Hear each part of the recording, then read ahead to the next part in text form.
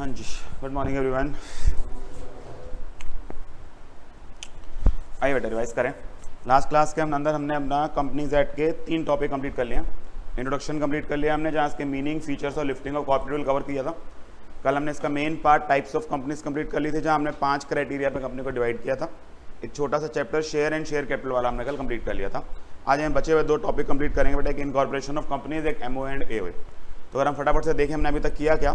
तो अगर आप आ जाए अपना कंपनी एक्ट के ऊपर, तो सबसे पहले हमने इसका काम कवर किया इंट्रोडक्शन वाला, जहाँ हमने सेक्शन 1 कवर किया था। सेक्शन 1 में हमने देखा सर इसके अंदर शॉर्ट टाइटल, एक्सटेंड, कमेंसमेंट और एप्लीकेशन की बात की गई थी। देन हमने 2 क्लॉज 20 की कंपनी की डेफिनेशन कवर करी, साथ में प्रोफेसर हेनी की डेफिनेशन कवर करी, जिसके अंदर हमने टॉप क्लास एसोसिएशन नाम से अपने फीचर्स कवर कर लिए थे। फिर हम आए थे लिफ्टिंग ऑफ कॉर्पोरेट विल के कंसेप्ट के ऊपर, जहाँ हमने कई सारे लॉ अपना केस लॉ कवर किए थे। 5 मेन कारण, प्रोटेक्शन ऑफ रेवेन्यू के लिए, फ्रॉड और इम्प्रॉपर कंडक्ट के लिए, determining true character of company के लिए, लीगल ऑब्लिगेशन अवॉइड करने वाला केस कवर किया था, और subsidiary to act as agent वाला केस कवर किया था। और एक लास्ट पॉइंट जिसमें कोई केस लॉ नहीं था, इन क्वाज़ी क्रिमिनल केसेस। ये हमने पहला इंट्रोडक्शन वाला पार्ट कंप्लीट किया था। फिर बेटा कल हमने कंप्लीट किया अपना टाइप्स ऑफ कंपनी, जहाँ हमने 5 criteria, number 1 based on number of members, जहाँ पर प्राइवेट कंपनी और पब्लिक कंपनी और प्राइवेट कंपनी के 2 स्पेसिफिक काइंड, एक स्मॉल कंपनी एक ओपीसी, ये कंप्लीट किया था। दूसरा हमने based on liability of members, limited और अनलिमिटेड। लिमिटेड में limited by shares and limited by guarantee. Guarantee में मैंने आपको बताया था ये विद शेयर कैपिटल या विदाउट शेयर कैपिटल हो सकती है। तीसरी डेफिनेशन हमने तीसरे में टाइप्स ऑफ कंपनी हमने कवर की थी बेस्ड ऑन कंट्रोल, जहाँ हमने होल्डिंग कंपनी, सब्सिडरी कंपनी और एसोसिएट कंपनी का कंसेप्ट कवर किया था। देन एक्सेस ऑफ कैपिटल के बेसिस के ऊपर हमने लिस्टेड कंपनी और कल एक अनलिस्टेड कंपनी की डेफिनेशन कवर करी। लिस्टेड मैंने आपको बताया था एक प्रोवाइजो डाला हुआ है, जहाँ पर हमने प्रोवाइजो डिटेल में कवर नहीं करना, लेकिन कुछ क्लासेस ऑफ कंपनीज कुछ सिक्योरिटी लिस्ट करा भी देती हैं, तो भी उनको लिस्टेड कैटेगरी में नहीं डाला जाता है। और लास्ट हमने 5 छोटी छोटी कंपनियां कवर करी बेटा। फॉरेन कंपनी की डेफिनेशन कवर करी, गवर्नमेंट कंपनी कवर किया, सेक्शन 8 कंपनी हमने कवर किया, डॉर्मेंट कंपनी का कंसेप्ट मैंने आपके साथ कवर किया, निधि कंपनी और पब्लिक फाइनेंशियल इंस्टीट्यूशंस, ये हमने सेकंड चैप्टर कंप्लीट किया था। फिर आगे बेटा हम तीसरे टॉपिक के ऊपर, जहाँ हमने लेक्चर अपना लास्ट चैप्टर कंप्लीट किया था इसके अंदर, जहाँ हमने शेयर एंड शेयर कैपिटल का कंसेप्ट कवर किया। Share and share capital concept में हमने 4 बातें कवर की थी। शेयर कैपिटल होती क्या है और शेयर कैपिटल से रिलेटेड कुछ टर्मिनोलॉजीज, जैसे registered share capital, issued share capital, subscribed, उसके अलावा हमारा called up and paid up. और एक सेक्शन 60 यहीं पर कवर किया था कि जहां पर भी ऑथराइज लिखेंगे subscribed and paid up equally conspicuous characters में लिखेंगे, ना लिखने पर 10,000 रुपये और 5,000 रुपये का फाइन है कंपनी और ऑफिसर के ऊपर। फिर हमने 43, 44, 45 कवर किया था। 43 में काइंड्स ऑफ शेयर कैपिटल बताई गई हैं। 43 में काइंड्स ऑफ शेयर कैपिटल बताई गई हैं कि इक्विटी और प्रेफरेंस होता है, इक्विटी भी इक्वल वोटिंग राइट वाला और डीवीआर वाला होता है। 44 में नेचर ऑफ शेयर्स की बात की गई थी और 45 में नंबरिंग ऑफ शेयर्स की बात हमने इसके अंदर कवर की थी। ठीक है जी, चलिए आज बेटा आगे बात शुरू करते हैं। Starting with incorporation of company.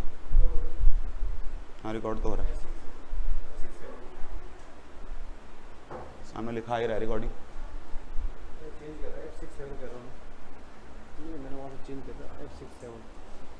अब बाद में देखेंगे, अभी तो चल गई स्टार्ट। हाँ तो चल रही, पानी नहीं दिया उसने, पानी दे दे।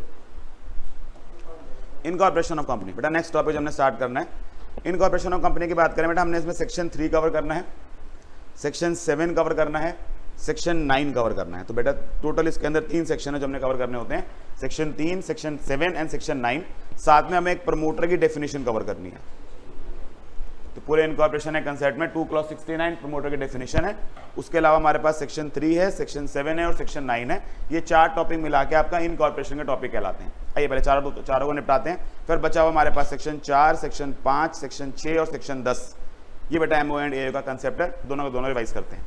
इनकॉर्पोरेशन की बात करें बेटा, इनकॉर्पोरेशन का कंसेप्ट शुरू होता है हमारा प्रमोटर की डेफिनेशन से, क्योंकि प्रमोटर वो व्यक्ति होता है बेटा, वो पर्सन होता है जो एक कंपनी को इनकॉर्पोरेट कराने में मदद करता है। ये वो व्यक्ति होता है जो कंसीव करता है इस आइडिया को कि एक कंपनी बनानी है, और ना केवल आइडिया कंसीव करता है, वो सारे कदम उठाता है, वो सारे स्टेप्स उठाता है जिससे एक कंपनी को इनकॉर्पोरेट किया जाता है, उसको सेट गोइंग किया जाता है, यानी कि इस हालत तक लाया जाता है कि वो कंपनी अपने आप चल जाएगी। तो प्रमोटर को डिफाइन किया गया बेटा कंपनी एक्ट के अंदर 2 क्लॉज 69 के अंदर।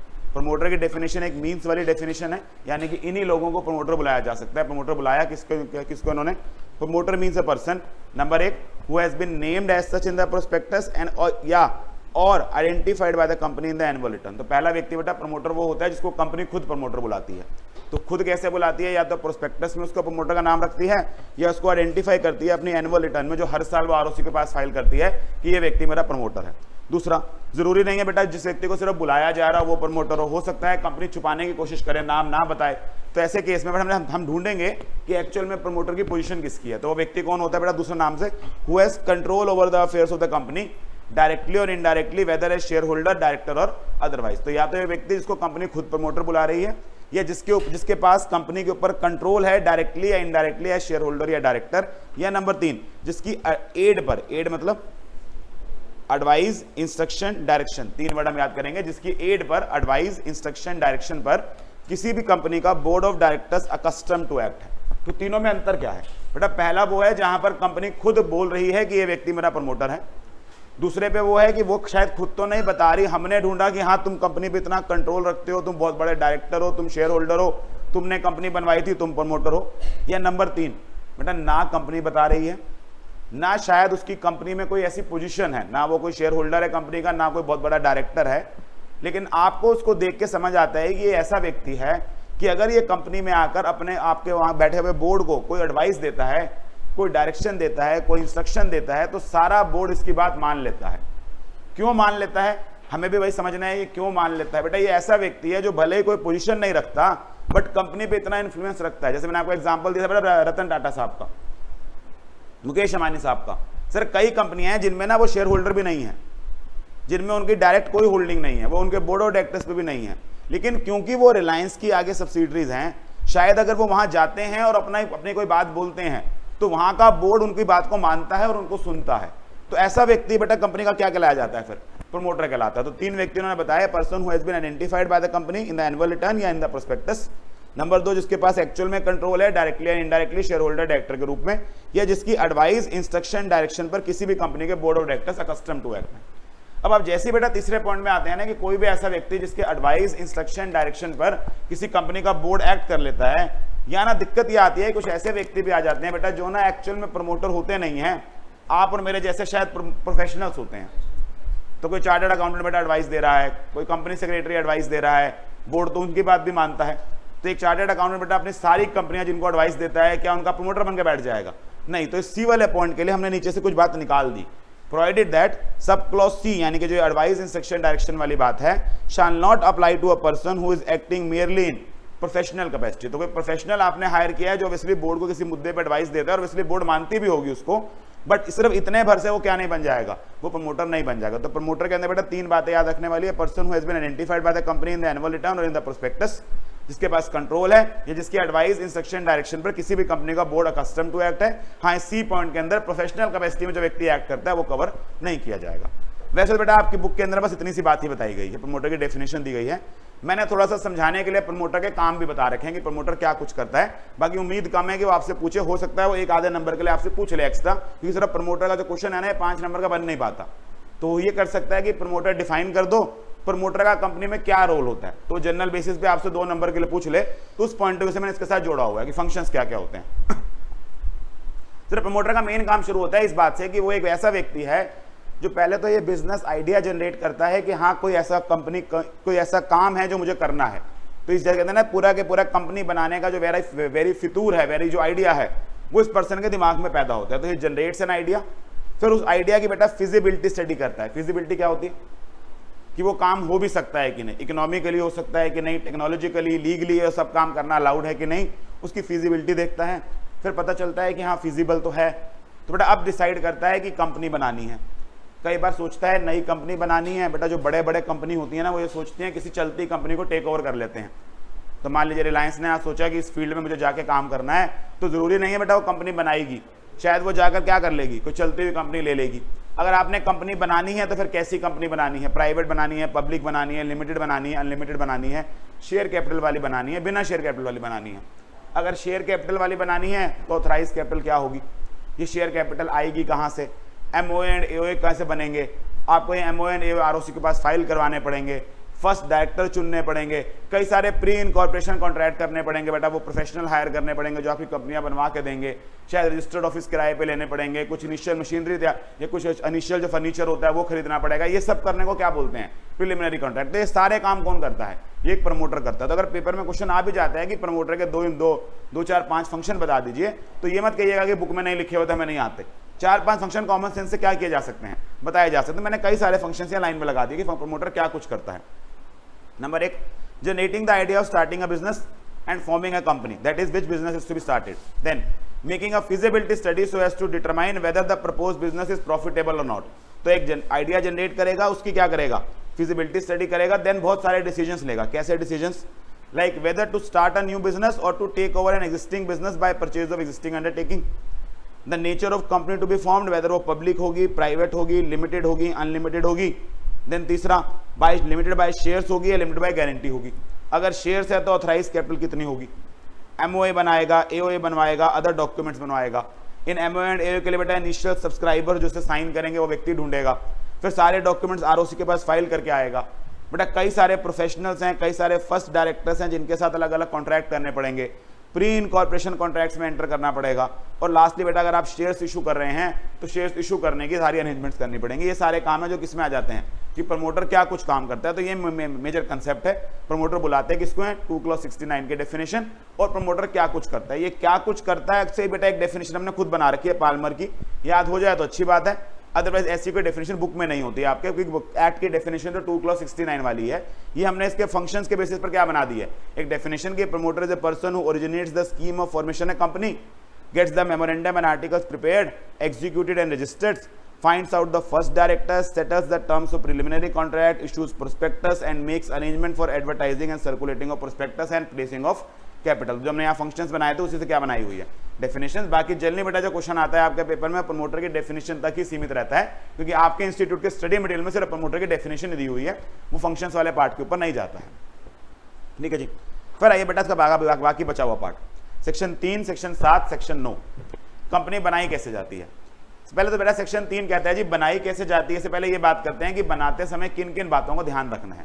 बनाई कैसे जाती है बेटा, प्रोसेस बताया गया है 7 में, बनाने की जो लीगल रिक्वायरमेंट्स हैं वो बताई गई हैं 3 में। 3 क्या कहता है, 3 बेटा 3 ही बातें बताता है। वो कहता है जी कोई भी कंपनी बनाओगे सबसे पहले वो किसके लिए बनेगी, एक लॉफुल पर्पस के लिए बनेगी। ऑब्वियसली जो उसके एमओए में लिखे हुए ऑब्जेक्ट्स होंगे वो सब लीगल काम होने चाहिए, इलीगल काम के लिए कंपनी नहीं बनाई जा सकती। It should be formed for a lawful purpose. फिर कितने लोग बनाते हैं, मैंने कहा कितने लोग बनाते हैं इस बात पे डिपेंड करता है कि कंपनी कौन सी है।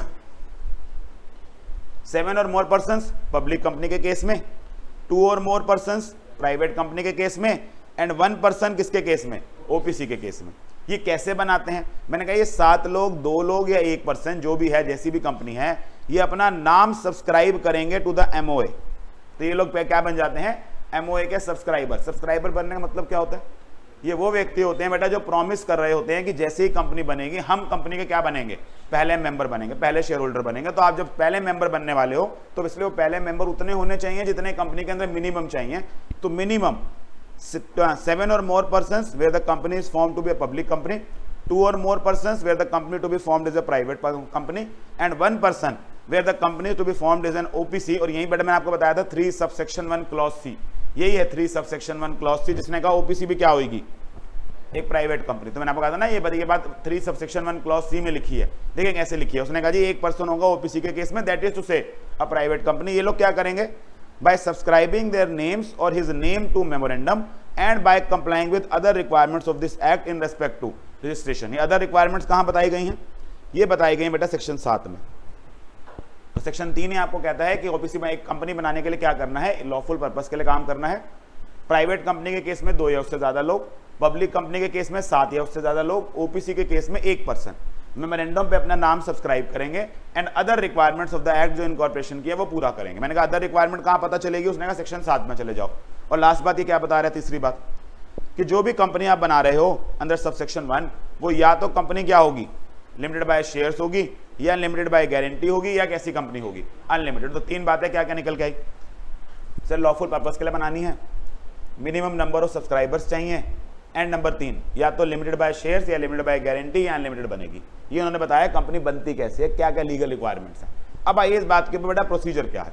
प्रोसीजर के लिए सेक्शन 3 ने पहले इंडिकेट दे दिया था कि इन लोगों को वो रिक्वायरमेंट्स जो एक्ट में बताई गई हैं वो पूरी करनी पड़ेंगी कंपनी बनाने के लिए। वो रिक्वायरमेंट्स कहाँ बताई गई हैं बेटा, वो रिक्वायरमेंट्स बताई गई हैं सेक्शन 7 में। सेक्शन 7 बात करता है रिगार्डिंग इनकॉर्पोरेशन ऑफ कंपनी। ये एक तरह से प्रोसीजर है कि एक कंपनी को बनाया कैसे जाता है। बेटा कंपनी को बनाने का प्रोसीजर ना कंपनी एक्ट में 2 जगह है, एक सेक्शन 7 में है, एक सेक्शन 8 में है। सेक्शन 7 में प्रॉफिट मेकिंग वाली कंपनियां बनती हैं, सेक्शन 8 में चैरिटेबल वाली कंपनियां बनती हैं। सेक्शन 8 आप ऑलरेडी कवर करा है टाइप वाले में। अगर आपको सेक्शन 8 कंपनी बनानी है तो सेक्शन 8 में बनती है, अदरवाइज बाकी कंपनियां किस में बनती हैं? सेक्शन 7 में बनती हैं। सेक्शन 7 में क्या है? सेक्शन 7 में बेटा टोटल 7 सब सेक्शंस हैं। सेक्शन 7 के अंदर टोटल 7 सब सेक्शंस हैं जो प्रॉपर प्रोसेस बताते हैं कि कंपनी बनती कैसे है। सेक्शन 7 सब सेक्शन 1 क्या कहता है? वो कहता है जी कोई भी पर्सन, सिंगल पर्सन हो तो ओपीसी बन रही होगी, 2 पर्सन होंगे तो प्राइवेट, 7 होंगे तो पब्लिक बन रही होगी। वो पर्सन जो कंपनी बनाना चाहते हैं वो कुछ प्रिस्क्राइब्ड डॉक्यूमेंट्स उस स्टेट के आरओसी के पास डाल के आएंगे जहां पर आपका registered office propose to be situated है। तो आपने वो स्टेट का आरओसी ढूंढना है जहां आप अपना रजिस्टर्ड ऑफिस बनाना चाहते हैं और कुछ डॉक्यूमेंट्स उसको फाइल करके आने हैं। बाय चांस बेटा ये कुछ डॉक्यूमेंट्स भी 7 ही डॉक्यूमेंट्स हैं, तो पूरा का पूरा जो सेक्शन है ना ये 7 पे टिका हुआ है। सेक्शन नंबर भी 7 है, सब सेक्शंस भी 7 हैं, और 7 सब सेक्शन 1 में जो डॉक्यूमेंट्स फाइल करने हैं वो भी कितने ही हैं? 7 हैं। तो मैं अभी 7 डॉक्यूमेंट्स पे नहीं आ रहा, पहले कहानी को आगे बढ़ाते हैं। तो सर मैं जाकर उन ये 7 डॉक्यूमेंट्स उस स्टेट की आरओसी को फाइल करके आऊंगा जिसके पास मैं अपना रजिस्टर्ड ऑफिस बनाना चाहता हूं। एक बार आप ये डॉक्यूमेंट फाइल कराएं 7 सब सेक्शन 2 क्या कहता है? उसने कहा जी अगर ये सारे डॉक्यूमेंट ठीक ठाक लगे रजिस्ट्रार को, इनमें कोई कमी नहीं दिखी, तो रजिस्ट्रार आपको रजिस्टर करेगा और एक सर्टिफिकेट ऑफ इनकॉर्पोरेशन देगा। सर्टिफिकेट ऑफ इनकॉर्पोरेशन मिलेगा इन अ फॉर्म कॉल्ड INC 11। तो आपने सारे डॉक्यूमेंट फाइल किए, फाइल करने के बाद 7 सब सेक्शन 2 में क्या मिलेगा? सर्टिफिकेट मिलेगा। 7 सब सेक्शन 2 में सर्टिफिकेट मिलेगा। 7 सब सेक्शन 3 में बेटा सर्टिफिकेट के साथ साथ एक सिन मिलेगा। सिन क्या होता है? Corporate identity number. ये हर कंपनी का क्या होता है? एक यूनिक नंबर होता है। तो आपको एक मिलेगा INC 11 इनकॉर्पोरेशन सर्टिफिकेट, इसको COI बोलते हैं, सर्टिफिकेट ऑफ इनकॉर्पोरेशन, और साथ में आपको क्या मिलेगा? एक सिन मिलेगा 7 सब सेक्शन 3 के हिसाब से। फिर 7(4) क्या कहता है? वो कहता है जी ये जो सारे डॉक्यूमेंट 7 के 7 डॉक्यूमेंट्स आप फाइल करके आए हैं, ये कोई भी कंपनी अपने रजिस्टर्ड ऑफिस पे जब तक बंद नहीं हो जाती, यानी कि पूरी जिंदगी इनकी कॉपीज मेंटेन करके रखेगी। 7(4) क्या कह रहा है जी? सारे के सारे डॉक्यूमेंट प्रिजर्व करने हैं, मेंटेन करने हैं अपने रजिस्टर्ड ऑफिस पे जब तक कंपनी बंद नहीं हो जाती। 5 और 6 बेटा दोनों लगभग एक जैसी बातें बताते हैं। 5 और 6 कहते हैं जी जो ये डॉक्यूमेंट आप डाल के आए, अगर इनमें कोई झूठी बात निकली, इसको बोलते हैं बेटा मिस स्टेटमेंट निकली, या सप्रेशन ऑफ फैक्ट निकला। सप्रेशन ऑफ फैक्ट मतलब कुछ छुपाया है या कुछ झूठ बोला है, तो वो लोग जिन्होंने ये सर्टिफिकेट डाले थे, कि सारे डॉक्यूमेंट डाले थे, अगर ये बात हमने पकड़ ली इससे पहले कंपनी बनी है, तो भी उन लोगों पे बेटा फाइन है 447 वाला। कल मैंने आपको बताया था फ्रॉड की पनिशमेंट होती है 6 महीने से लेकर 10 साल वाली। और 6 कहता है हो सकता है कंपनी बन गई हो, उसके बाद पता चले आपने गलत इंफॉर्मेशन डाली थी, तो भी 447 लगेगा। तो इसलिए 2 सब सेक्शन है, 5 और 6, दोनों में बस अंतर क्या है? एक पहले की बात करता है बनने की, उससे पहले ही पकड़े गए, एक बात की बात करता है, दोनों में पनिशेबल किसमें है? 447 में। अच्छा बेटा 6 में फिर एक मुसीबत और आ जाती है। अगर कंपनी बन गई है और आपने बाद में पकड़ा कि ये गलत डॉक्यूमेंट्स दे के बनी है, तो उन लोगों पे तो तुम फाइन लगा दोगे, उनको तो तुम जेल भेज दोगे। कंपनी का क्या करोगे? और सर कंपनी का क्या करेंगे ये बात कौन बताता है? 7(7) बताता है। तो 7(7) बेटा बात करता है कि एक ऐसी कंपनी जो गलत डॉक्यूमेंट्स देकर, गलत इंफॉर्मेशन देकर, सप्रेशन कर कर बन गई है, ठीक है, उनको बनाने वालों को भी ऊपर आपने 7(6) में 447 वाली पेनल्टी लगा दी, उस कंपनी का क्या हश्र होगा? उसके साथ क्या किया जाएगा? उसके साथ बेटा जो करना है वो ट्रिब्यूनल डिसाइड करेगा। तो कंपनी एक्ट में हमारे पास एक ट्रिब्यूनल है by the name of NCLT, national company law tribunal. ये एक तरह से कोर्ट है जो सिर्फ किसके लिए बनाया गया है? कंपनीज के लिए। ये ट्रिब्यूनल डिसाइड करेगा कि इस कंपनी के साथ क्या करना है। क्या क्या कर सकता है बेटा ट्रिब्यूनल? ये इंपॉर्टेंट पार्ट है कि अगर एक कंपनी गलत इंफॉर्मेशन देकर, फॉल्स इंफॉर्मेशन देकर, सप्रेशन करके बन जाती है, तो उसके अगेंस्ट क्या क्या एक्शन लिए जा सकते हैं? 7 सबसेक्शन 7 लैंग्वेज देखें बेटा। Where a company got incorporated by furnishing false और इनकरेक्ट इंफॉर्मेशन और by suppressing any material fact और information in any of the documents or declaration filed or made for incorporating such company or by any fraudulent action, किसी भी तरीके से बने, the tribunal may on an application made to it on being satisfied that the situation so warrant, अगर उसके सामने application आती है और उसको लगता है कि हाँ सच में गलत बनाई है, तो वो कंपनी के अगेंस्ट बेटा ये 5 काम कर सकती है। ये 5 काम आपको याद रखने होते हैं। क्या क्या काम? नंबर 1 बेटा वो ऑर्डर पास कर उस कंपनी की मैनेजमेंट को टेक ओवर कर लेगी। ये वो कहेगी कि इसके एमओए एंड एओए में हम बदलाव लाते हैं, अपने हिसाब से इसके डायरेक्टर चुनेंगे और इसको तब तक चलाएंगे जब तक इसको बंद करने की हालत ना आ जाए। बेटा कई बार क्या होता है, कंपनी जो बनती है ना, वो आपको समझ आता है बनाया तो गलत पर्पज से गई है, बट अब उसके साथ ना कई लोगों का इंटरेस्ट जुड़ गया होता है, तो कई बार आप उसको उसी समय बंद नहीं कर सकते होते, तो उस समय फिर क्या किया जाएगा, उसकी रेगुलेशन, उसकी मैनेजमेंट टेक ओवर कर ली जाएगी ट्रिब्यूनल की तरफ से, शायद डायरेक्टर वगैरह खुद चुने जाएंगे और इसके लिए अगर एमओए एंड एओए में चेंज लाने पड़ेंगे तो वो भी करेगी। फिर बेटा जब हमने वहां पर रेगुलेशन करना शुरू करी हमें रियलाइज हुआ कि सर ये कंपनी तो बहुत लॉसेस में जाने वाली है, बहुत फ्रॉड किए हुए थे इसके अंदर, और सबसे बड़ी बात जिन लोगों ने किए थे क्योंकि वो शेयर होल्डर थे, उनकी लायबिलिटी लिमिटेड थी, वो तो कहते हैं जी हमने तो अपनी कैपिटल डाल दी, हम थोड़ा ना कुछ देंगे। तो बेटा वो दूसरी बात, ट्रिब्यूनल ये भी ऑर्डर कर सकता है कि मैं सारे मेंबर्स की लायबिलिटी क्या करता हूं, अनलिमिटेड करता हूं, ताकि कल को उनसे और पैसा मांगना पड़े तो उनसे क्या मांगा जा सके, पैसा मांगा जा सके। तो पहला वो आपकी रेगुलेशन टेक ओवर करेगा, मैनेजमेंट टेक ओवर करेगा, जितने मेंबर्स हैं जितने उनकी लायबिलिटीज क्या कर सकता है, अनलिमिटेड कर सकता है। फिर वो दिन आएगा जहां उसको ऐसा लगेगा कि कोई काम धंधा तो हुआ ही नहीं है कंपनी में, इसका नाम काट दो रजिस्टर से, इसको करते हैं बेटा स्ट्राइक ऑफ करना। और अगर स्ट्राइक ऑफ डायरेक्टली नहीं किया जा सकता है, आपको लगता है कि नहीं बहुत सारे असेट वगैरह पड़े हैं, तो कंपनी की क्या करवाई जाएगी, वाइंडिंग अप करवाई जाएगी। वाइंडिंग अप में क्या होता है, सारे एसेट बिकवाएंगे, सारी लायबिलिटी बचेगी, उसके बाद जो रह जाएगा अंदर से जो बचा हुआ है उसको किसी को देकर आपकी कंपनी क्या कर दी जाएगी, बंद कर दी जाएगी। और लास्ट बेटा ट्रिब्यूनल को इज्जत, they may pass such other orders as it deems fit. तो 5 बातें आपको याद रखनी है, क्या क्या करती है account tribunal. They may pass order as it thinks fit for the regulation and management of the company including changes in its MOA and AOA. Number 2, direct that the liability of member shall be unlimited, direct the removal of name of the company from the register of companies, pass an order for winding of the company and pass such order as it deems fit.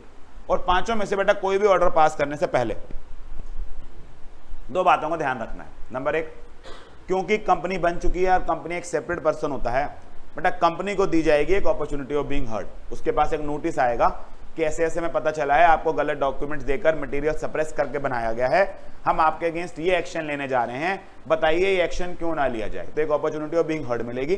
साथ साथ कोई भी order pass करने से पहले बेटा सिर्फ company को नहीं सुनना है, ट्रिब्यूनल को यह भी देखना पड़ेगा कि कंपनी की इस दिन तक बहुत सारी लायबिलिटीज हो गई होंगी, बहुत सारे क्रेडिटर्स हो गए होंगे, बहुत सारी ट्रांजैक्शंस एंटर हो गई होंगी, तो उनको ध्यान में रखते हुए कोई ऑर्डर पास करना। देखो कितनी बड़ी बात होगी बेटा, आपने किसी को लोन दे रखा है और कोर्ट ने उठा के वो कंपनी बंद करवा दी, मैंने कहा मेरा लोन कौन चुकाएगा, तो आप उनको तो अपॉर्चुनिटी दिए जा रहे हो जिनको बंद कर रहे हो, हमें भी तो अपॉर्चुनिटी दो, हमारी बात भी तो सुनो कि हमें लोन वापस चाहिए। तो 2 बातें लिखी हैं, कंपनी को अपॉर्चुनिटी देनी है और कंपनी की उस दिन तक की ट्रांजैक्शन, स्पेशली उसके क्रेडिटर्स, उसकी लायबिलिटीज को ध्यान में रखकर क्या करना है, कोई ऑर्डर पास करना है। बेटा दीजिए 2, जनरली ये क्वेश्चन आता है कि आपके पास ट्रिब्यूनल के पास क्या क्या पावर होती है और ट्रिब्यूनल को क्या क्या प्रिकॉशंस लेने चाहिए ऑर्डर पास करने से पहले। बेटा ये ऑर्डर पास करने से पहले के प्रिकॉशंस हैं कि 2 बातें ट्रिब्यूनल को भी ध्यान रखनी पड़ेंगी। क्या क्या, provided that before making any order the company shall be given a reasonable opportunity of being heard in the matter, and the tribunal shall take into consideration the transactions entered into by the company including the obligations if any contracted or payment of any liability। तो बेटा total बानी क्या बनी, 7 subsections. Documents file करने हैं आपको, उसके basis पर 7 सबसेक्शन 2 में एक सर्टिफिकेट मिल जाएगा, 7 सबसेक्शन 3 में आपको क्या मिलेगा, एक कॉर्पोरेट आइडेंटिटी नंबर मिलेगा। 4 कहता है सारे डॉक्यूमेंट संभाल के रखने अपने रजिस्टर्ड ऑफिस पे। 5 और 6 कहता है जी डॉक्यूमेंट में कोई भी गड़बड़ मिली, कोई भी सेपरेशन मिला तो जिन्होंने डॉक्यूमेंट फाइल करे उनके ऊपर 447। और 7 कहता है जिस कंपनी के अगेंस्ट ट्रिब्यूनल एप्लीकेशन डालकर जब पेज एप्लीकेशन डलेगी 5 तरह के एक्शन ले सकती है। कोई भी एक्शन लेने से पहले 2 अपॉर्चुनिटी दी जाएंगी, एक कंपनी को, एक उन लोगों को जिन्होंने जो कंपनी के क्रेडिटर से। लास्ट बात, बड़े डॉक्यूमेंट फाइल कौन कौन से करने हैं, 7 डॉक्यूमेंट जो आपको फाइल करने होते हैं। ये अपने आप में एक अलग क्वेश्चन बनेगा कि what are the document which are to be filed to the register at the time of incorporation of company. तो एक क्वेश्चन ये बन सकता है इसमें से अलग से। एक क्वेश्चन बेटा इसमें ये बन सकता है कि ट्रिब्यूनल क्या क्या ऑर्डर पास करती है। तो जनरली ये पूरा नहीं आएगा कभी भी, इनमें से 2 क्वेश्चन है जो जनरली पेपर के अंदर आपके पास बहुत ज्यादा आएंगे। क्या है सर 7 डॉक्यूमेंट्स? बेटा पहले 2 डॉक्यूमेंट्स, आपको अपना एमओए एंड एओए फाइल करना है, duly signed by all subscribers to memorandum. तो आपने जो 2 लोग, 7 लोग, 1 लोग चुना था पीछे, इनको सब्सक्राइबर बोलते हैं। ये आपका एमओए एंड एओए दोनों साइन करके इसको देंगे, रजिस्ट्रार को देंगे। नंबर 2 बेटा आपको बताना है address of correspondence till registered office is established. तो अगर रजिस्टर्ड ऑफिस बना लिया है तो रजिस्टर्ड ऑफिस का एड्रेस, और अगर अभी रजिस्टर्ड ऑफिस नहीं बनाया है, कहीं कंपनी में अलाउड है कि रजिस्टर्ड ऑफिस बाद में बनाया जा सकता है, 30 दिन का हमें मिलता है, तो आप उस समय हमें एक एड्रेस ऑफ कॉरेस्पॉन्डेंस दे दो। कॉरेस्पॉन्डेंस मतलब जहां पर आपसे चिट्ठी वगैरह भेजी जा सके, जब तक आपका रजिस्टर्ड ऑफिस नहीं बनता। तो दो काम क्या हुआ बेटा, एक MOA एंड AO देना है, दूसरा क्या देना है, एड्रेस ऑफ कॉरेस्पॉन्डेंस देना है। फिर देनी है बेटा 3 पर्टिकुलर्स, 3 क्या देने हैं, पर्टिकुलर्स, और 2 क्या देनी है, डिक्लेरेशन, जिसको हम याद ही ऐसे करते हैं बेटा, MOA AOA address, 3 particulars 2 declaration. 3 particulars क्या है, पर्टिकुलर्स का मतलब क्या होता है बेटा, इंफॉर्मेशन। कैसी इंफॉर्मेशन, मैंने कहा जी पर्टिकुलर्स चाहिए, जैसे कि नाम, surname, family name, residential address, nationality, किसका, of every subscriber to MOA along with his proof of identity. तो पहला पर्टिकुलर किसका मांगा मैंने, आपने जो आपने MOA के सब्सक्राइबर बनाए हैं 2, 7, 1, उनका मुझे क्या चाहिए, पर्टिकुलर चाहिए, नेम, सरनेम, बेसिक इन्फॉर्मेशन और उनका प्रूफ ऑफ आइडेंटिटी। ऐसी बेटा दूसरे पर्टिकुलर्स किसके चाहिए, of the persons mentioned in the articles as first directors. तो MOA के सब्सक्राइबर्स के पर्टिकुलर्स, फर्स्ट डायरेक्टर्स के पर्टिकुलर्स। तीसरा पर्टिकुलर्स क्या है बेटा, यहाँ पर्टिकुलर्स का मतलब नेम सरनेम नहीं है, ये पर्टिकुलर कौन से हैं, particulars of interest of persons named mentioned in articles as first directors of company in other firms और बॉडी कॉर्पोरेट। तो क्या कह रहा है, आपके जो ये फर्स्ट डायरेक्टर हैं, ये किसी और कंपनी में, किसी फर्म में, किसी बॉडी कॉर्पोरेट में कहीं पार्टनर डायरेक्टर हैं, इनका कहीं और इंटरेस्ट है, तो हमें उसके पर्टिकुलर्स चाहिए, along with their consent to act as director of the company. तो बेटा 2 बातें फर्स्ट डायरेक्टर को लेके हैं, उनके पर्टिकुलर्स चाहिए और उनके पर्टिकुलर्स ऑफ इंटरेस्ट चाहिए, और MOA के सब्सक्राइबर के सिर्फ क्या चाहिए, पर्टिकुलर्स चाहिए। तो हमारे पास क्या क्या बातें होगी, MOA and AOA newly signed by subscribers. Number 2, address of correspondence, 3 particulars, कौन कौन से, सब्सक्राइबर्स टू मेमोरेंडम के, फर्स्ट डायरेक्टर्स के, और फर्स्ट डायरेक्टर्स के particulars of interest in other firms और बॉडी कॉर्पोरेट्स। और लास्ट बात 2 चाहिए बेटा डिक्लेरेशन, किसकी, पहली declaration, declaration by person engaged in formation of company. कौन होता है ये बेटा, आगे मैंने बताया आपको, एडवोकेट, CAs, कॉस्ट अकाउंटेंट, अपना एक चार्टर्ड अकाउंटेंट, कॉस्ट अकाउंटेंट या company secretary. In simple word बेटा कोई प्रोफेशनल होगा जो आपकी कंपनी बनवा रहा होगा, तो उस प्रोफेशनल के साथ declaration by a person engage in formation of company, यानी कि वो professional, and by a person named in article. ये कौन होता है, वही फर्स्ट डायरेक्टर, मैनेजर वगैरह। तो एक हमारा व्यक्ति, एक बाहर का व्यक्ति, दोनों साइन करेंगे, और साइन करके क्या बोलेंगे, that all the requirements of the act and the rules made there under with respect to registration and matters president and incidental there to have been complied. मतलब रजिस्ट्रेशन से रिलेटेड बेटा जितने provisions हैं और उनसे आगे की पीछे की रिलेटेड जितनी बातें हैं, वो सारी बातें कंपनी ने क्या करी हैं, कंप्लाई करेंगे। बेटा इसी को डिक्लेरेशन बोलते हैं ना। तो एक कागज के टुकड़े पर आप ये लिख के बोलते हैं कि हाँ मैं चार्टर्ड अकाउंटेंट, मैंने कंपनी बनवाई, और साथ में क्या किया, एक व्यक्ति जिसने कंपनी के अंदर नाम लिखा हुआ है, यानी कि मैनेजर है, कोई वहां का फर्स्ट डायरेक्टर बनने वाला है, दोनों साइन करके कहेंगे कि हमने सारी रिक्वायरमेंट्स इनकॉर्पोरेशन की कंप्लीट कर ली है। और लास्ट डिक्लेरेशन किसकी है बेटा, ये वही 2 लोग जिनके पर्टिकुलर्स दिए थे। पर्टिकुलर्स किसके दिए थे, सब्सक्राइबर टू MOA के और फर्स्ट डायरेक्टर्स के, दोनों के दोनों डिक्लेरेशन साइन करेंगे। Declaration by each of the subscribers to MOA and person named as first director. और इस डिक्लेरेशन में 3 बातें लिखेंगे बेटा। एक कायदे से इनका एक करेक्टर सर्टिफिकेट है। क्या लिखते हैं इसमें, that he is not convicted, कभी इसको सजा नहीं मिली, of any offence in connection with promotion, formation and management of company. तो आज तक इतिहास में कभी भी मुझे किसी कंपनी को बनाने में, चलाने में कभी गलती करने के लिए क्या नहीं किया गया, कन्विक्ट नहीं किया गया। Number 2, he has not been found guilty of any fraud, धोखाधड़ी, मिसफीजेंस और breach of duty to any company under this act और previous company law during 5 years। Company बनाने चलाने में कभी आज तक गिल्टी नहीं पाया गया, पिछले 5 सालों में किसी कंपनी के साथ कोई फ्रॉड करने के लिए गिल्टी नहीं पाया गया। और आखिरी बात कि जितने भी डॉक्यूमेंट्स हम फाइल कर रहे हैं, all the document which are filed with the registrar for registration of company contain information that is CCT। CCT क्या है, correct, complete and true to the best of his knowledge and belief. तो बेटा last declaration में क्या बातें बताई, 3 बातें बताई। किस किसने बताई, सब्सक्राइबर टू MOA ने और फर्स्ट डायरेक्टर्स ने। क्या लिखा था इस डिक्लेरेशन में, हम कभी कन्विक्ट नहीं हुए इन connection with promotion, formation and management of company, कभी गिल्टी नहीं पाए गए फ्रॉड, मिसफीजेंस या ब्रीच ऑफ ट्रस्ट के लिए towards any company in last 5 years। और जितने डॉक्यूमेंट्स हम फाइल कर रहे हैं, हमारी नॉलेज में इसमें जो कुछ लिखा है वो CCT है। CCT मतलब कंप्लीट है, करेक्ट है, ट्रू है। ठीक है जी। तो क्या क्या 7 डॉक्यूमेंट फाइल किया आपने, MOA signed by subscribers to memorandum. Number 2, address of correspondent जब तक रजिस्टर ऑफिस नहीं बनता। फिर बेटा 3 पर्टिकुलर्स, कौन किस किस के, particulars of subscribers to MOA। Number 2, particulars of person named in articles as first directors. And number 3, particulars of interest of first directors in other firms and body corporates. दो लगाई डेक्लेरेशन, पहली declaration sign करी, a person engage in formation of company and the person named in the article, और वो क्या कह रहा है, जितने भी requirement of this act and rule सारी कंप्लाई हो गई हैं। और लास्ट में एक डेक्लेरेशन लगाई बेटा हर सब्सक्राइबर ने और हर पर्सन जो फर्स्ट डायरेक्टर है, तीन बातें बोल रहा है, he is not convicted of any offence relating to promotion formation management of company, कभी गिल्टी नहीं पाया गया fraud misfeasance breach of duty towards any company including last 5 years, और जितने भी डॉक्यूमेंट्स फाइल कर रहा है उसके हिसाब से वो इन्फॉर्मेशन क्या है, सीसीटी इन्फॉर्मेशन। तो टोटल 7 बातें बेटा याद होगी। पहला 1 में डॉक्यूमेंट्स फाइल किए 7 डॉक्यूमेंट्स, 2 में क्या मिला, सर्टिफिकेट ऑफ इनकॉर्पोरेशन, 3 में क्या मिला, सिन मिला, 4 ने कहा सारे डॉक्यूमेंट संभाल कर रखना जब तक कंपनी चलेगी, 5 और 6 में 447 की पनिशमेंट, 7 में अगर कंपनी गलत बनी है तो उसके अगेंस्ट ट्रिब्यूनल क्या क्या एक्शन ले सकता है। ठीक है जी, ये हो गया बेटा 7। फिर आखिरी बात, अगर आपको 7 में सर्टिफिकेट ऑफ इनकॉर्पोरेशन मिल जाता है, अच्छा सर्टिफिकेट ऑफ इनकॉर्पोरेशन बेटा 7 में भी मिलता है और सर्टिफिकेट ऑफ इनकॉर्पोरेशन 8 में भी मिलता है। 7 में मिलता है जब आप क्या करते हो, प्रॉफिट वाली कंपनी बनाते हो, 8 में मिलता होगा जब नॉन प्रॉफिट वाली बनाते होगे। दोनों ही केसेस में अगर आपको सर्टिफिकेट ऑफ इनकॉर्पोरेशन मिल जाता है तो 9 अब बताता है कि रजिस्ट्रेशन कराने का इफेक्ट क्या होता है।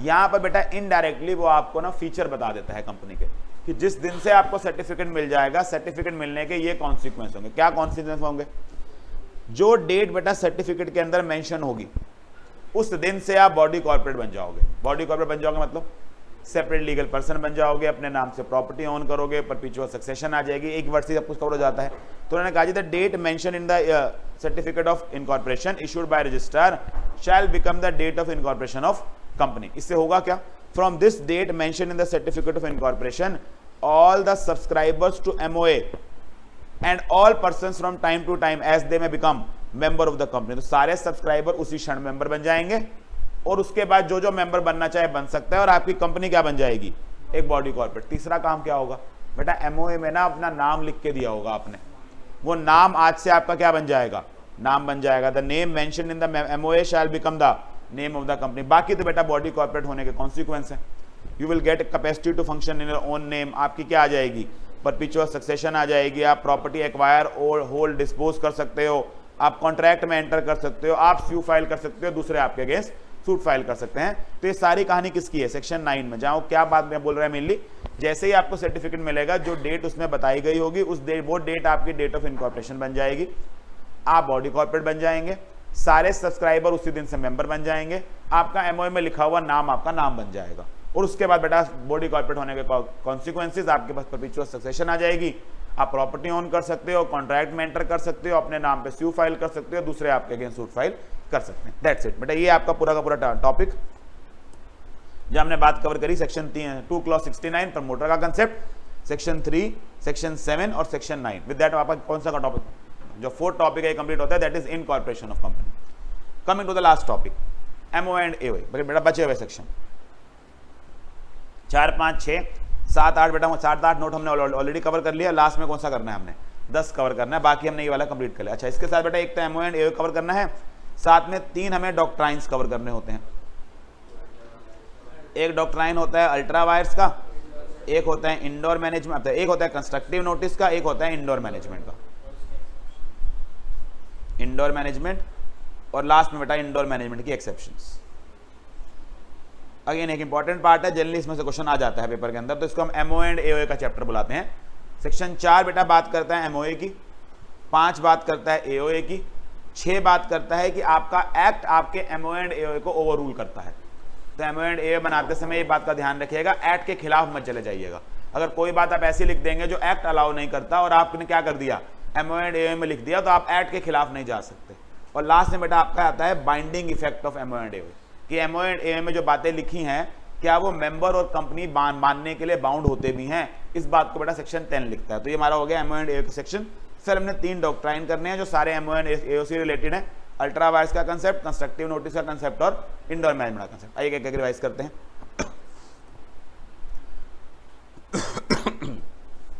बेटा बात शुरू करें MOA से, तो MOA का कंसेप्ट बताया गया 2 क्लॉज 56 में, जहां बताएगी बेटा इसकी डेफिनेशन, और साथ में आता है सेक्शन 4। इनफैक्ट सेक्शन 4 भी बेटा पूरा MOA से डील नहीं करता, सेक्शन 4 में टोटल 6 सबसेक्शन है, आपको सिर्फ पहला करना है 4 सबसेक्शन 1 जो कंटेंट ऑफ एमओए की बात करता है। आगे ना नाम का रिजर्वेशन का प्रोसेस बताया गया है, वो इन्होंने आपके फाउंडेशन के कोर्स में नहीं डाला। तो ये सेक्शन 4 नहीं है, सिर्फ सेक्शन 4 का क्या है, सब सेक्शन 1 है। तो आपको 2 क्लॉज 56 कवर करना है, साथ में क्या कवर करना है, 4 सब सेक्शन 1। 2 क्लॉज 56 बोलता क्या है, पहले तो ये डिफाइन करता है मेमोरेंडम होता क्या है। उन्होंने कहा जी memorandum means a memorandum of association of company as originally framed और as altered from time to time in pursuance of any previous company law और ऑफ दिस एक्ट। मतलब मेमोरेंडम होता क्या है, कोई भी मेमोरेंडम ऑफ एसोसिएशन कंपनी का जो या तो इस कानून में बना है दिस एक्ट, या प्रीवियस कानून में बना हुआ है, या प्रीवियस कानून में बनकर इस कानून में क्या किया गया है, ऑल्टर किया गया। तो बेसिकली बेटा ये मेमोरेंडम क्या होता है उसकी बात नहीं कर रहा है, ये बताने की कोशिश कर रहा है कि हम मेमोरेंडम में क्या क्या इंक्लूड करते हैं।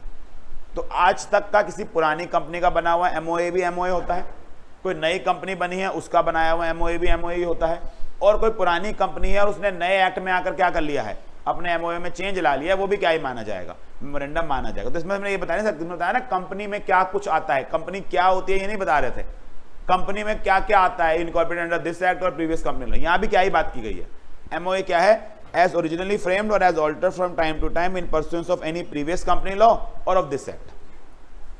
अब सर इससे ये समझ आ गया, ठीक है, फिर एमओए इस एक्ट में बनाया हुआ, पिछले एक्ट में बनाया हुआ, पिछले में बनाकर यहाँ ऑल्टर किया गया, और सब क्या होता है, एमओए होता है।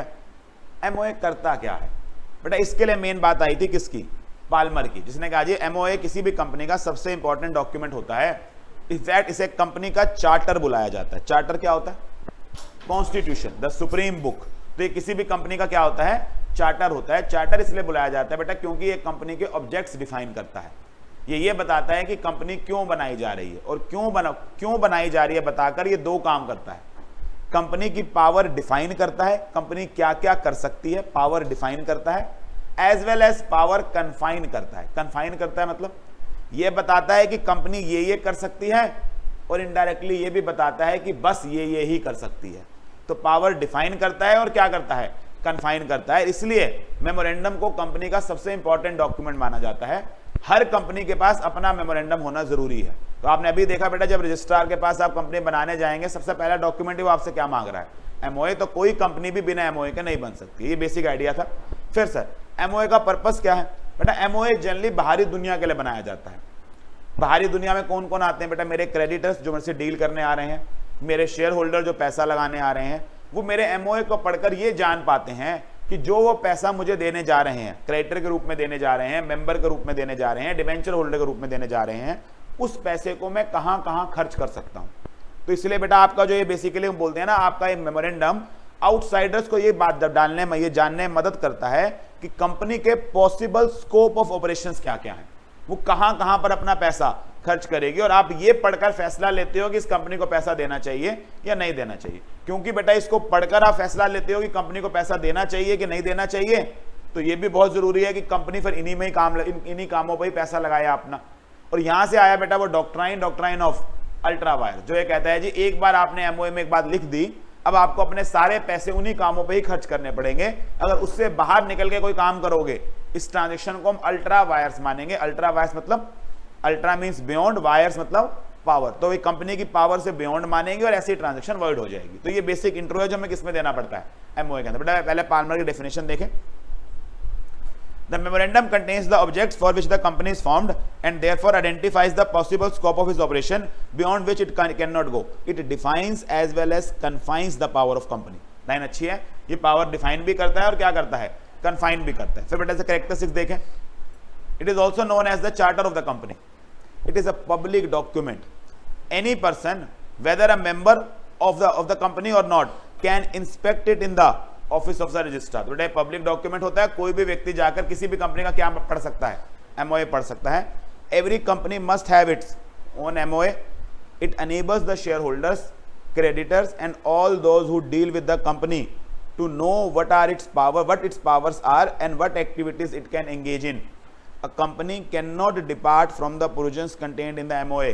If it does so, it would be ultra vires the company and void. तो ये बेसिक बातें हमने कवर कर ली, ठीक है जी। बेसिक बेटा आने के चांस जनरली कम रहते हैं, आएगा तो यहां से आ सकता है। एक कंपनी को अपने एमओए में क्या कुछ लिखना होता है बेटा, कोई भी कंपनी को अपने एमओए में 7 बातें मैक्सिमम बतानी होती हैं।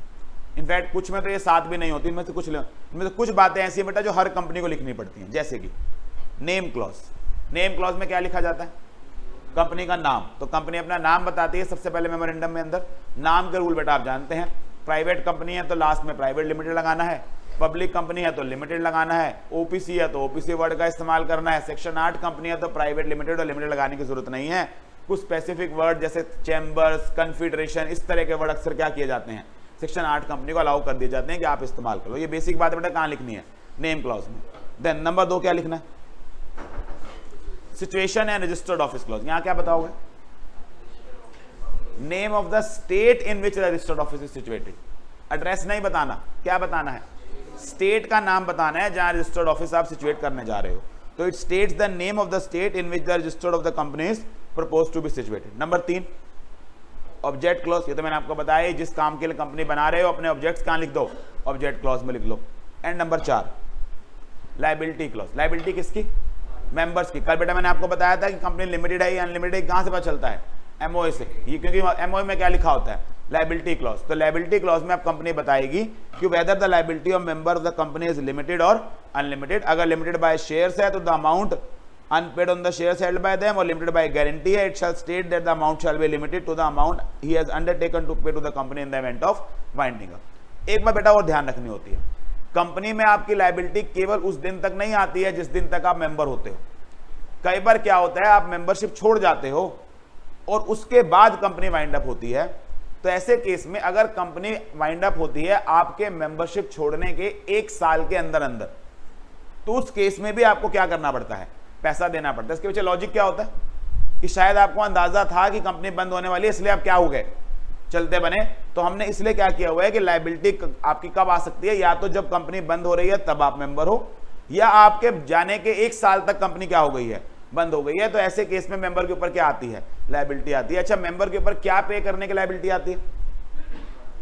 वो सारे डेट्स जो उसके रहते हुए इंकर हुए, वाइंडिंग अप के खर्चे, या बेटा कॉन्ट्रीब्यूटरीज जो होते हैं उनके आपस में सेटलमेंट।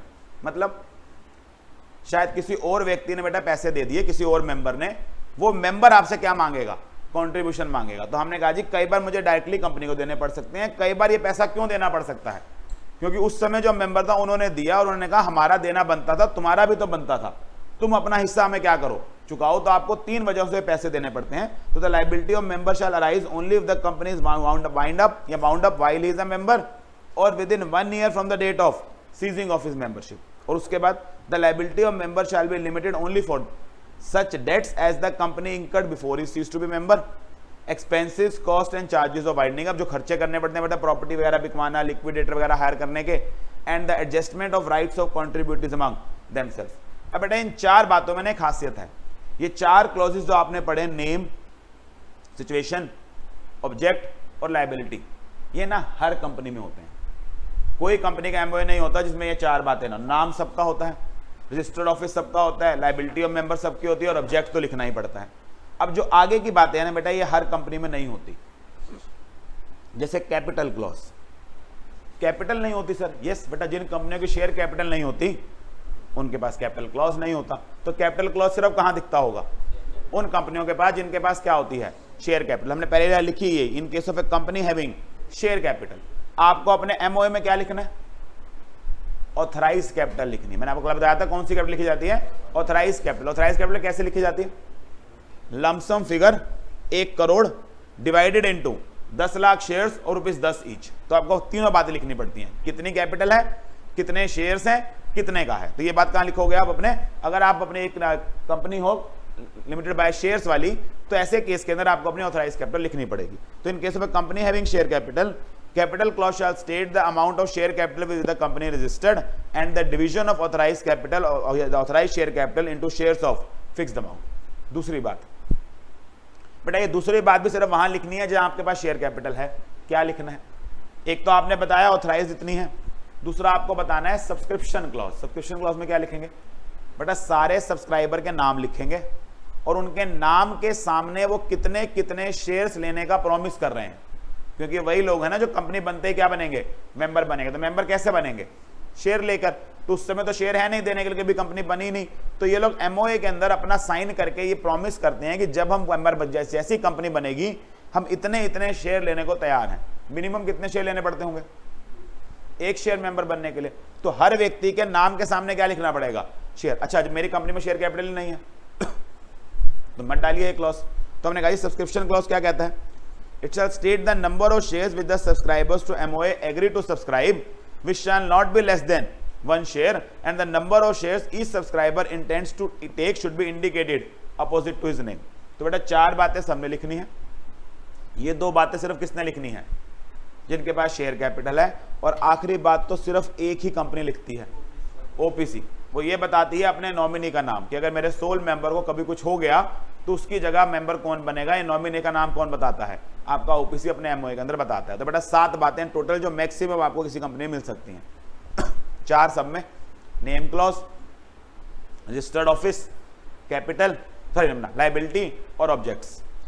2 जो सिर्फ शेयर कैपिटल वाले मिलेंगी, कैपिटल और सब्सक्रिप्शन क्लॉज, और एक जो केवल कहाँ मिलेगी? ओपीसी के अंदर, जहां पर क्या होगा? आपका नॉमिनेशन क्लॉज बताना पड़ेगा। ठीक है जी। Then this is MOA 2 clause 56, साथ में section 4 sub section 1। Coming to AOA. AOA की बात करें बेटा, वहां पर था 2 क्लॉज 56, यहां पर क्या है? 2 क्लॉज 5। तो वहां 2 क्लॉज 56 था, यहां पर क्या है? 2 क्लॉज 5 है। तो 6 गायब हो गया। 6 गायब होकर कहां चला गया? वो आपका अगला सेक्शन बन गया। यहां हमने कहा जी 2 क्लॉज 5 साथ में क्या करना है? 5। वहां करना था 2 क्लॉज 56 साथ में 4। यहां पर क्या है? 2 क्लॉज 5 साथ में सेक्शन 5। 2 क्लॉज 5 की डेफिनेशन पढ़े बेटा, बिल्कुल डिट्टो कॉपी पेस्ट। डेफिनेशन क्या है? Article means the article association of company as originally framed or as altered from time to time or in pursuance of any previous company law or of this act। तो article क्या होता है? जो article association of company जो या तो इस act में बनाया गया है या प्रीवियस कंपनी लॉ में बनाया गया था, और टाइम टू टाइम से क्या किया जा रहा है? ऑल्टर किया जा रहा है। बिल्कुल सेम डेफिनेशन जो कहां बनाई हुई थी वहां पर। तो ditto word by word definition क्या है? रिपीट डेफिनेशन है। हाँ, वहां पर बेटा हमें पाल्मर की मदद लेनी पड़ी कि ये बताओ आर्टिकल होता क्या है। बेटा यहां किसी पाल्मर की मदद की जरूरत नहीं है, सेक्शन 5 ही बताता है आर्टिकल होता क्या है। सेक्शन 5 ने क्या लिखा? The article of company shall contain regulations for the management of the company. Article basically क्या है? कंपनी का इंटरनल यूज के लिए डॉक्यूमेंट है, जहां पर वो अपने कंपनी के अंदरूनी मामलों में कैसे डिसीजन लिए जाएंगे उनके बारे में रूल्स बनाती है। इसको आप बोलते हैं अपना आर्टिकल्स ऑफ एसोसिएशन। अच्छा, आर्टिकल में क्या कुछ लिखना होता है? उन्होंने कहा जी the article shall contain such matters as may be prescribe. तो हम बताते हैं आर्टिकल में क्या कुछ लिखना चाहिए। और बेटा ये हम बताते हैं वाली बात इन्होंने कहां कवर करी? ये बात इन्होंने कवर करी बेटा आपके शेड्यूल 1 में। तो जैसे ही एज में भी प्रिस्क्राइब्ड आया ना, इन्होंने शेड्यूल 1 में क्या बताए हैं? कई सारे मॉडल फॉर्म बताए हैं। किसके? एमओए एंड एओए के। मॉडल फॉर्म मतलब एग्जाम्पल्स कि इन कंपनियों के एमओए और एओए ऐसे दिखने चाहिए। तो बेटा टोटल इन्होंने क्या किए हैं? 10 सैंपल दिए हैं आपको, 10 मॉडल्स दिए हैं। 5 मॉडल दिए हैं किसके? एमओए के। और 5 मॉडल किसके हैं? एओए के। ये 5-5 क्यों है? क्योंकि इनके हिसाब से बेटा कंपनियां भी 5-5 तरह की होती हैं। लिमिटेड बाय शेयर्स होती हैं, लिमिटेड बाय गारंटी होती हैं, या अनलिमिटेड होती हैं। और लिमिटेड बाय गारंटी में नो शेयर कैपिटल वाली, विद शेयर कैपिटल वाली, अनलिमिटेड में नो शेयर कैपिटल वाली, अनलिमिटेड में शेयर कैपिटल वाली। तो 5 उन्होंने टेबल बनाई एमओए की। सबसे पहले किसकी? लिमिटेड बाय शेयर्स की। अगली 2 किसकी? लिमिटेड बाय गारंटी की। पहले नो शेयर कैपिटल वाली, फिर शेयर कैपिटल वाली, एंड देन अगले 2 अनलिमिटेड वाले, पहले नो शेयर कैपिटल वाले, अगले शेयर कैपिटल वाले। बिल्कुल डिट्टो क्या बनाए? Article. Limited by shares, guarantee, guarantee, unlimited, unlimited. हाँ, बस अंतर कहां कर गए सर? यहां पर पहले इन्होंने क्या किया था? नो शेयर कैपिटल वाली बताई हुई थी, यहां क्या बता रखी है? हैविंग शेयर कैपिटल, फिर नो शेयर कैपिटल। यहां पर क्या है? हैविंग शेयर कैपिटल, फिर नो शेयर कैपिटल। तो याद रखने का तरीका sir, shares, guarantee, unlimited, share, guarantee, unlimited. 2 guarantee की, 2 अनलिमिटेड की, ऐसी 2 गारंटी की, 2 अनलिमिटेड की। बस याद क्या रखना है? किसी एक का याद रख लो बेटा। यहां पर पहले नो शेयर कैपिटल है, फिर शेयर कैपिटल है, नो शेयर कैपिटल है, शेयर कैपिटल है। यहां पर उल्टा है, पहले शेयर कैपिटल है, फिर नो शेयर कैपिटल है, पहले शेयर कैपिटल है, फिर नो शेयर कैपिटल है। तो टोटल हमारे पास क्या है? 10 मॉडल फॉर्म है, जिसमें यह बताया गया है कि किस तरह का एमओए एंड एओए बनाना चाहिए। ठीक है जी। बेटा एमओए का मॉडल फॉर्म ना लगभग फॉलो कर लिया जाता है, क्योंकि एमओए का मॉडल फॉर्म में क्या लिखा होता होगा? वो नेम क्लॉज में लिख देते हैं, the name of the company shall be dash, आप अपना भर लो। The total capital of the company shall be dash divided into dash shares of dash rupees, आप भर लो। The object of the company shall be following, आप अपने हिसाब से लिख लो। दिक्कत क्या है बेटा, आर्टिकल्स में ना इंटरनल रूल्स लिखे होते हैं। अब आप कैसे डिसाइड करोगे कि मेरी कंपनी के इंटरनल रूल्स क्या होने चाहिए, और आप कैसे डिसाइड कर सकते हो कि बस इतने ही होने चाहिए। मैं अपने आर्टिकल में कुछ बातें फालतू लिखना चाहता हूं, जैसे मैं ये कहना चाहता हूं ये मैं अपने मैनेजर जो अपॉइंट कर रहा हूं ना, ये पूरे जीवन काल हमारे मैनेजर रहेंगे, इनको कभी हटाया नहीं जा सकता, मेरा रूल है बेटा। जैसे मेरा कोई रतन टाटा साहब की कंपनी बनी है, उन्होंने कहा ये जब तक जीवित रहेंगे ये हमारे कंपनी के डायरेक्टर ही रहेंगे। अब ये बात मैं अपने आर्टिकल में लिखना चाहता हूँ, ये बात इन्होंने मॉडल में लिख रखी होगी कि सब ये बात अप्लाई कर लो, नहीं। तो इससे एक चीज समझ आती होगी बेटा, ये मॉडल फॉर्म में अप्लाई करता तो हूँ, लेकिन क्या इसके अलावा मैं कोई बात लिखना चाहूँ तो अपने आर्टिकल में लिख सकता हूँ। यस, इसी बात को बेटा जहाँ उन्होंने कहा ना मॉडल फॉर्म के हिसाब से बनाइए, इन्होंने सबसेक्शन 2 में आगे ये बात लिख दी, the articles shall contain such matters as may be prescribed. Prescribed कहाँ है, शेड्यूल 1 में, जो आपके मॉडल फॉर्म है उनके हिसाब से बनाइए। A company may include any additional matter in its articles which it considers necessary for the management of the company. तो आप अपने इसके अलावा चाहें तो कोई बात डाल सकते हैं, कोई दिक्कत नहीं आएगी उससे। अच्छा, जैसे ही मैंने कहा जी कोई बात डाल सकते हैं आप अपनी इच्छा से, बेटा ये कोई बात डाल सकते हैं वाली बात एक लेवल पे आकर रुकी कि क्या मैं अपने आर्टिकल में प्रोविजन ऑफ एंट्रेंचमेंट डाल सकता हूं। Now this is a very important point. यहां से बेटा कई बार क्वेश्चन आ जाता है, प्रोविजन ऑफ एंट्रेंचमेंट बोलते क्या है बेटा। एंट्रेंच करने का मतलब होता है किसी भी चीज को, जैसे कहते हैं ना, किसी चीज के अंदर गाड़ देना, पूरी तरह से उसको परमानेंट बना देना, जो आसानी से बदली ना जा सके, इसलिए बोलते हैं आपने क्या किया है, एंट्रेंच किया है। प्रोविजन ऑफ एंट्रेंचमेंट का मतलब क्या है, आर्टिकल में किसी चीज को इस तरह से घुसा देना कि वो आसानी से बदली ना जा सके। पहली बात तो क्या आर्टिकल बदले जा सकते हैं, यस बदले जा सकते हैं। आर्टिकल बदलने का प्रोसेस क्या होता है बेटा, मेंबर से एसआर पास करवाना पड़ता है। जब मैं आर्टिकल के अंदर एंट्रेंचमेंट डाल रहा हूं तो इसका मतलब क्या है, मैं ये कह रहा हूं कि आर्टिकल के कुछ हिस्से ऑल्टर किए जा पाएंगे बाय अ प्रोसीजर जो एसआर से भी मुश्किल है। तो जब मैं कुछ प्रोविजंस का ऑल्टर करने का तरीका एसआर से भी क्या कर देता हूं, 75% से भी ज्यादा क्या कर देता हूं, मुश्किल कर देता हूं, तब हम बोलते हैं आपने अपने आर्टिकल में क्या डाला है, प्रोविजन ऑफ एंट्रेंचमेंट डाला है। तो जिस प्रोविजन के लिए ये डाला है, मान लीजिए आपने कहा ये वाली बात कि हाँ ये मेंबर हटाया नहीं जाएगा, इसको चेंज करना है, तो 100% मेंबर्स का अप्रूवल चाहिए होगा। तो ये 100% मेंबर का अप्रूवल चाहिए होगा, इस बात को कहते हैं प्रोविजन ऑफ एंट्रेंचमेंट डाला है। और किस चीज को एंट्रेंच किया है कि डायरेक्टर हटाया नहीं जाएगा, तो वो प्रोविजन क्या कहलाता है, एंट्रेंच्ड प्रोविजन। और ये लाइन की ये बदला नहीं जाएगा, इसे क्या बुलाया जाता है, प्रोविजन ऑफ एंट्रेंचमेंट। तो प्रोविजन ऑफ एंट्रेंचमेंट होता क्या है, अपने आर्टिकल के कुछ हिस्से के ऑल्टर करने के प्रोसीजर को एसआर से भी ज्यादा टफ बनाना। अब ये कब कब डाला जा सकता है बेटा, ये 2 जगहों पे डाला जा सकता है। एक, जब कंपनी बन रही है, आपके प्रमोटर ने उस समय डलवा दिया, तब तो किसी से पूछने की जरूरत ही नहीं है, क्योंकि उस समय कोई पूछने वाला होता ही नहीं है, तो आसान है। या कंपनी बन गई है, बाद में आप उसमें क्या डालना चाहते हैं, प्रोविजन ऑफ एंट्रेंचमेंट डालना चाहते हैं। अगर बाद में डालना चाहते हैं तो बाद में डालते समय बेटा फिर मेंबर से पूछना पड़ता है। किससे, कितनों से पूछना पड़ता है। हमने कहा जी अगर आप एक प्राइवेट कंपनी है और आप अपने आर्टिकल में प्रोविजन ऑफ एंट्रेंचमेंट घुसाना चाहते हैं तो सारे मेंबर से का कंसेंट चाहिए। और अगर आप एक पब्लिक कंपनी है तो एसआर चाहिए, स्पेशल रेजोल्यूशन चाहिए, 75% लोगों को क्या होना चाहिए, कंसेंट होना चाहिए। और आप जब मर्जी डालो, बनाते समय डालो या बाद में डालो, आपने प्रोविजन ऑफ एंट्रेंचमेंट डाला है, ये बात किसे बताना, आरओसी को बताना। तो बेटा 3 बातें इसमें याद रखने वाली हैं। प्रोविजन ऑफ एंट्रेंचमेंट होता क्या है, कब कब डाला जा सकता है, कैसे डाला जा सकता है, और जब भी डालो कॉपी किसे देके आनी है, आरओसी को देके आना। देखिए बेटा 3 बातें। द आर्टिकल्स में कंटेन है provision of entrenchment. Provision entrenchment का बिल्कुल सिंपल मतलब क्या होता है, टू प्रोटेक्ट समथिंग, किसी चीज को बचा के रखना। That is certain specified provisions of articles can be altered only by complying with such conditions और procedures as are more restrictive than those which are applicable in case of SR. तो हमने कहा जी हम ये कह रहे हैं जी कुछ प्रोविजन चेंज किए जाएंगे विद अ प्रोसीजर जो ज्यादा रिस्ट्रिक्टिव होगा, ज्यादा स्ट्रिक्ट होगा as compare to SR. Then दूसरी बात, this provision of entrenchment shall be made either on the formation of company, तब तो बेटा किसी से अप्रूवल लेना है नहीं, है ही नहीं किससे अप्रूवल लोगे, या by an amendment in articles agreed by all members of company in case of private company and by a special resolution. SR क्या होता है, special resolution in case of a public company. दूसरी बात हो गई।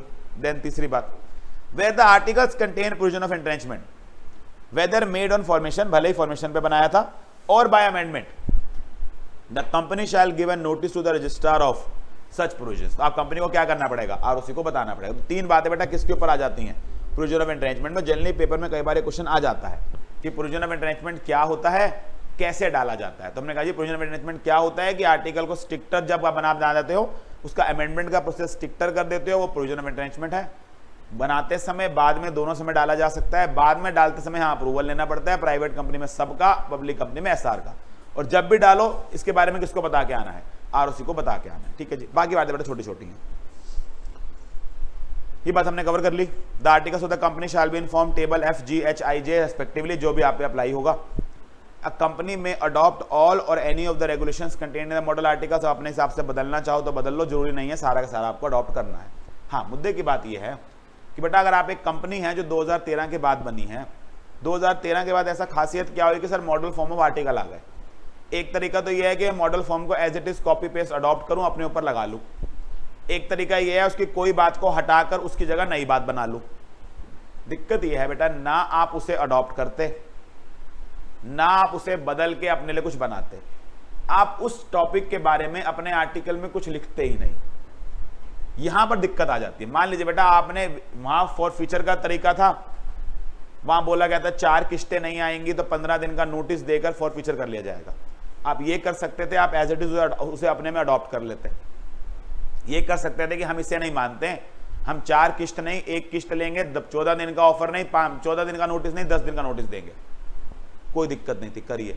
Problem क्या बेटा, ना आपने उसे अडॉप्ट किया, ना अपना कोई प्रोविजन बनाया। एक दिन ऐसा आया जब फॉर फीचर करना पड़ा और आपने अपना आर्टिकल खोला, आपके आर्टिकल में फॉर फीचर के लिए प्रोसीजर ही नहीं है, तब क्या करोगे? उन्होंने कहा जी कोई भी कंपनी अगर अपने मॉडल फॉर्म को अडॉप्ट नहीं करती या उसको एक्सक्लूड कर कर अपना प्रोविजन नहीं बनाती, तो ऐसे केस में जो मॉडल आर्टिकल उसके लिए बना है वो उसके ऊपर एज इट इज अप्लाई करता रहेगा, एज इफ वो उसके आर्टिकल में ही लिखा हुआ है। तो इससे बेटा एक ना कन्वीनियंस आ गई। आपके आर्टिकल के पीछे ना बेटा, इसे कह लिए ये आर्टिकल है, इसके पीछे ना मॉडल फॉर्म लिखा हुआ है। जहां जहां आप खाली छोड़ते जाओगे ना, पीछे से मॉडल आर्टिकल दिखता चला जाएगा। वो ना दिखे उसका कारण तरीका क्या है, या तो कुछ और लिख लो।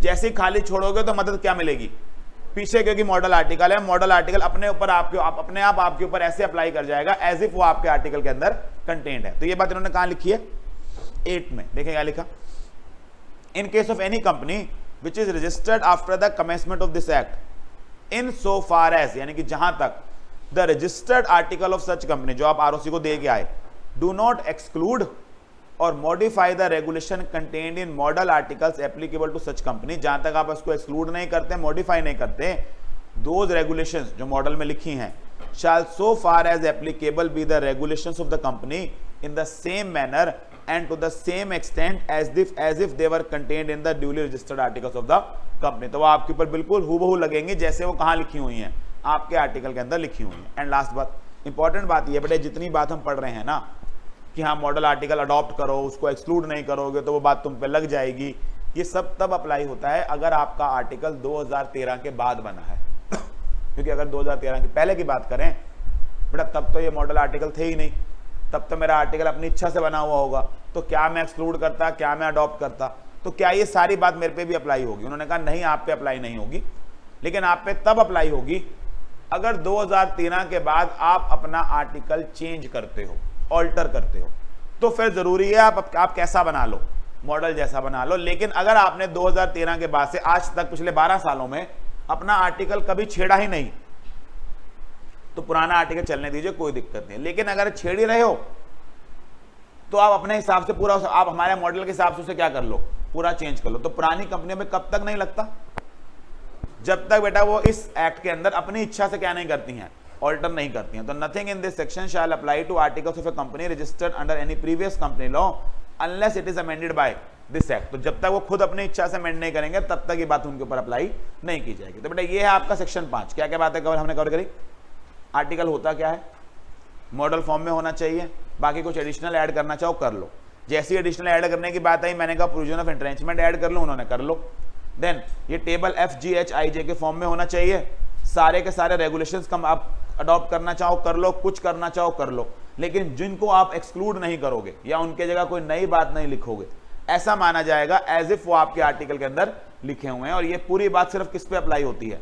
उन कंपनियों के ऊपर जहां पर ये जो आर्टिकल्स हैं ये 2013 के बाद के आर्टिकल्स हैं, पुराने हैं तो तब तक अप्लाई नहीं होगा जब तक आप उन्हें क्या नहीं कर लेंगे, ऑल्टर नहीं करेंगे इस एक्ट के अंदर। ये पूरी कहानी बेटा सेक्शन 5 की। तो टोटल हमने देखा 9 पॉइंट्स के अंदर हमने इसको कवर किया हुआ। लास्ट बात, सेक्शन 6 एंड सेक्शन 10। सेक्शन 6 क्या कहता है जी? उसने कहा जी देखो 5 लेवल होते हैं। सबसे ऊपर होता है एक्ट, एक्ट के नीचे होते हैं बेटा आपके MOA, MOA के नीचे आते हैं AOA, AOA के नीचे आते हैं बेटा आपके किए हुए एग्रीमेंट, और इनके नीचे आते हैं आपके पास किए हुए रेजोल्यूशंस जो आप बोर्ड की मीटिंग में या मेंबर्स की मीटिंग में करते हो। ये सीक्वेंस होती है। अभी हम सिर्फ बात इसकी कर रहे हैं कि आप अपने MOA एंड AOA के अंदर कुछ भी ऐसा नहीं लिख सकते जो आपके एक्ट के खिलाफ जाए। इन अदर वर्ड्स आपका एक्ट आपके MOA एंड AOA को ओवर रूल करता है, ओवर राइड करता है। इन अदर वर्ड्स अगर आपके MOA में एंड AOA में कुछ भी ऐसा लिखा हुआ पाया गया जो आपके एक्ट के खिलाफ जाता है, उससे इनकंसिस्टेंट है, उस हद तक आपका MOA एंड AOA वर्ड हो जाएगा।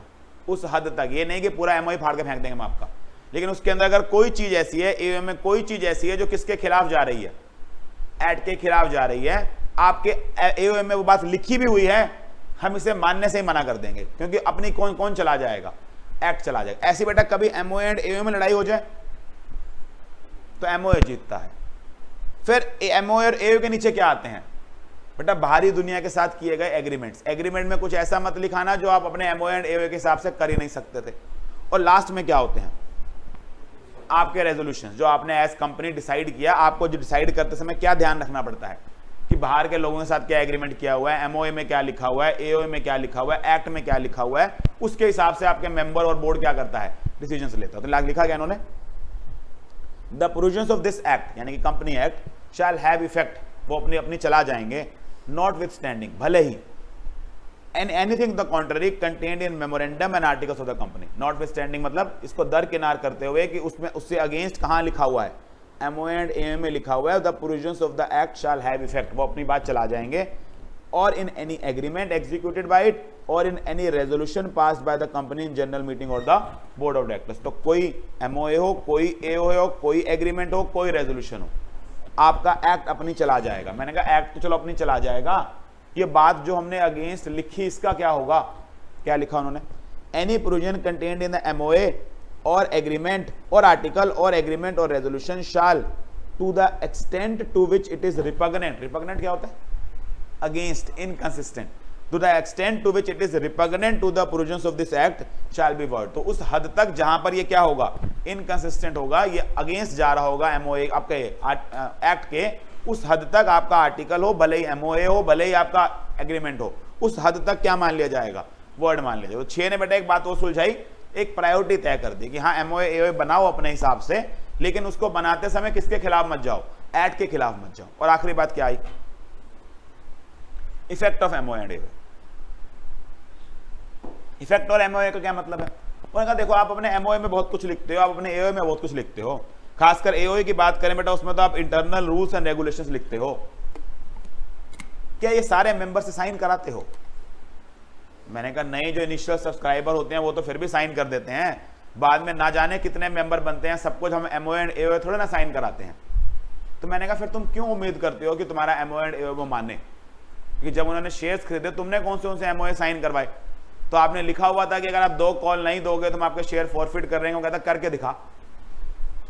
मैंने कहा प्रॉमिस किया था इस एग्रीमेंट पर तुम्हारे, तुमने खुद बना के बैठे हुए रूल, तुम्हारे रूल हम नहीं मानते। ऐसी बेटा जब कंपनी की बारी आई उन्होंने कहा कि ऐसे ऐसे डिविडेंड देंगे, ऐसे ऐसे राइट इशू देंगे, उसने कहा फिर हम भी नहीं देते, जो ऐसे तैसे कराओ, ये तुम्हारे आर्टिकल में लिखा हुआ है ना, तुमने कौन से साइन किया है? तो बेटा फिर ये किसके लिए बना रहे हो MOA एंड AOA? उन 7 लोगों के लिए, उन 2 लोगों के लिए जिन्होंने पहले दिन साइन किया था इनके पे बैठ के, बाकी जो 10,000 20,000 और मेंबर आए उन्होंने तो कभी साइन ही नहीं किया। तो इस बात को बेटा कवर करता है सेक्शन 10। वो कहता है जी एक बार कंपनी का MOA एंड AOA रजिस्टर्ड हो जाता है ROC के पास, तो हर वो पर्सन जो कंपनी का मेंबर बन रहा है, हम 2 प्रिजम्पशन चलाएंगे।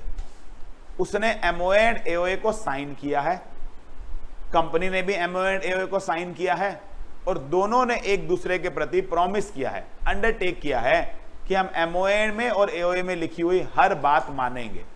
तो बेटा इसलिए बोलते हैं प्रिजम्पशन है, बाइंडिंग इफेक्ट है। अगर ये सेक्शन ना होता ना, कई सारे लोग कॉन्ट्रैक्ट एड का हवाला देकर कि हमने कौन सा तुमसे कॉन्ट्रैक्ट किया था कि हम तुम्हारा एओए मानेंगे, तुमने दिखाया तक नहीं उस दिन, हम नहीं मानते, मानने से साफ मना कर देते। लेकिन सेक्शन 10 ने क्या लगा दी, एक प्रिजम्पशन लगा दी कि अगर आप किसी कंपनी का आपका शेयर ले रहे हो तो आप उसके एमओए एंड एओए को साइन किए हुए माने जाओगे और उस हद तक बाइंड होगे एज इफ तुमने प्रॉमिस किया है कंपनी को और कंपनी ने प्रॉमिस किया है तुम्हें कि एमओए और एओए में लिखी हुई हर बात मानी जाएगी। इसका फिर कॉन्सिक्वेंस क्या आता होगा सर, अगर कंपनी एमओए एंड एओए में नहीं मान रही, आप सूट फाइल कर दो, आप नहीं मानोगे वो आपके अगेंस्ट सूट फाइल करेंगे। इसी को बोलते क्या नाम देते हैं, बाइंडिंग इफेक्ट, कि आपका एमओए एंड एओए कंपनी और मेंबर दोनों पे क्या रहता है, बाइंडिंग रहता है। इसको बेटा कहां लिखा, सेक्शन 10 में। देखा सेक्शन 10 क्या कहता है, the MOA and AOA shall when registered bind the company and the members thereof to the same extent as if they respectively had been signed by the company and by each member and it contained covenants। covenants क्या होता है, promises, restrictions, conditions on its यानी कि company and his part, यानी कि member और company के पास part पर क्या है, कंडीशंस हैं to observe all provisions of MOA and AOA. तो कहानी क्या है कि आपका MOA and AOA when registered shall bind the company and the members thereof to the same extent as if they are respectively been signed by the company and each member। यानी कि दोनों ने साइन किया है and दोनों की तरफ से क्या है, प्रोमिसेस हैं कि हम सारे के सारे provisions of MOA and AOA को ऑब्जर्व करेंगे, मानेंगे। इसका फिर कॉन्सिक्वेंस क्या आया सर, कंपनी बाउंड हो जाती है किसके प्रति, मेंबर्स के प्रति। कोई भी मेंबर कंपनी के अगेंस्ट सूट फाइल करके कह सकता है कि भाई तुम क्यों नहीं मानते हो एमओए एंड एओए को। ऐसी बेटा मेंबर किसके अगेंस्ट बाउंड हो जाते हैं, कंपनी के अगेंस्ट। तो कोई मेंबर अगर एमओए नहीं मान रहा, एओए नहीं मान रहा, आपने एओए में लिखा तुम अपने शेयर बेचने से पहले एग्जिस्टिंग शेयर होल्डर्स को ऑफर करोगे, वो मानता ही नहीं, क्या कंपनी रजिस्टर करने से मना कर सकती है? यस, वो कहेगी हम नहीं करते क्योंकि तुम क्या नहीं मान रहे, आर्टिकल को नहीं मान रहे। तो मेंबर बाउंड है कंपनी के प्रति, कंपनी बाउंड है मेंबर के प्रति। अच्छा, फिर अगला सवाल उठता है, क्या मेंबर एक दूसरे के प्रति बाउंड है कि वो आर्टिकल में लिखी हुई बात को फॉलो करें? तो बेटा आर्टिकल में लिखा हुआ था कोई भी मेंबर जब अपना शेयर बेच के जा रहा होगा वो अपने से पहले बने हुए मेंबर को ऑफर करेगा। इसने ऑफर किया नहीं, और जो इससे पहले शेयर होल्डर बना था उसने उठाकर इसके अगेंस्ट सूट फाइल कर दिया कि तूने मुझे ऑफर क्यों नहीं किया। अब सवाल उठता है, क्या ये बेटा पहला मेंबर दूसरे मेंबर के अगेंस्ट सूट फाइल कर सकता है? उसने कहा मैंने तुझे कब प्रॉमिस किया, उसने कहा आर्टिकल में लिखा है ना। मैंने कहा आर्टिकल मुझे बाइंड करता है कंपनी के प्रति, कंपनी को बाइंड करता है मेरे प्रति। वो सूट फाइल करती समझ आता, तू कहां से बीच में आ गया, तुझे क्यों सूट फाइल करना है? उसने कहा कोई बात नहीं, फिर मैं जाके सूट फाइल करूंगा कंपनी पे कि तुम्हारा आर्टिकल क्यों नहीं फॉलो हो रहा, और कंपनी सूट फाइल करेगी तुम पे कि हाँ भाई सूट क्यों नहीं, क्या ऐसा हो सकता है? यस। तो बेटा एक तरह से मेंबर एक दूसरे के प्रति आर्टिकल एनफोर्स करा तो लेते हैं बट डायरेक्टली नहीं करा पाते। कैसे कराते हैं? कंपनी के थ्रू। इससे सेक्शन 10 की खासियत समझ आ रही है। ये बेटा सिर्फ एक ही रिश्ता बना रहा है कंपनी और मेंबर का, ना ही मेंबर्स का आपस में कोई सीधा सीधा रिश्ता बना है। रिश्ता किसका बना है?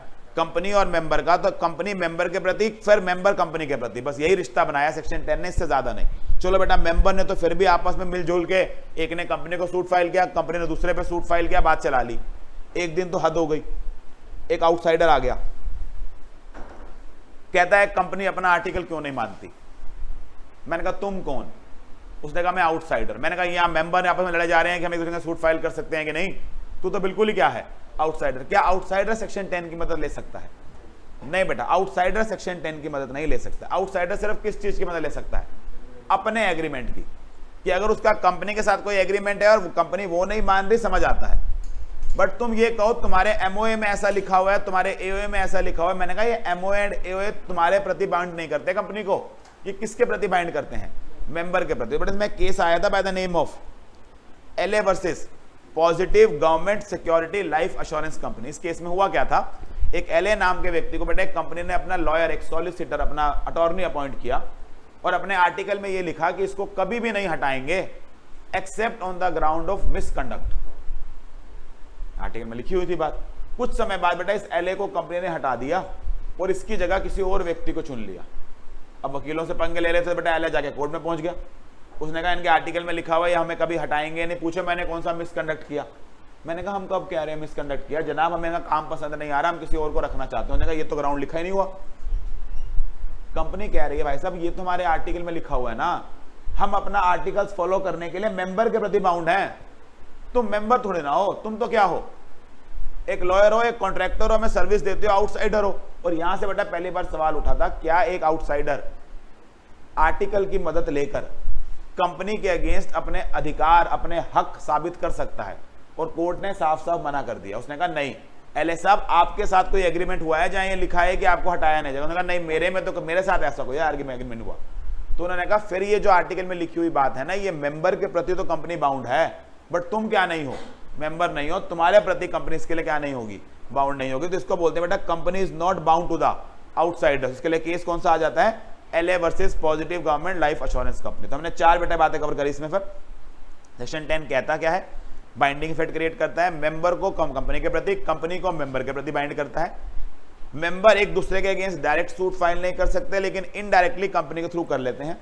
आउटसाइडर की बड़ा हालत बहुत खराब है, वो आर्टिकल और एमओए के बेसिस पर कंपनी को क्या नहीं कर सकता है, लायबल नहीं ठहरा सकता, उसको अपने एग्रीमेंट पे ही चलना पड़ेगा। ठीक है जी। और लास्ट बात बेटा 3 कहानियां 3 डॉक्ट्राइन पेपर के अच्छा इंपॉर्टेंट है।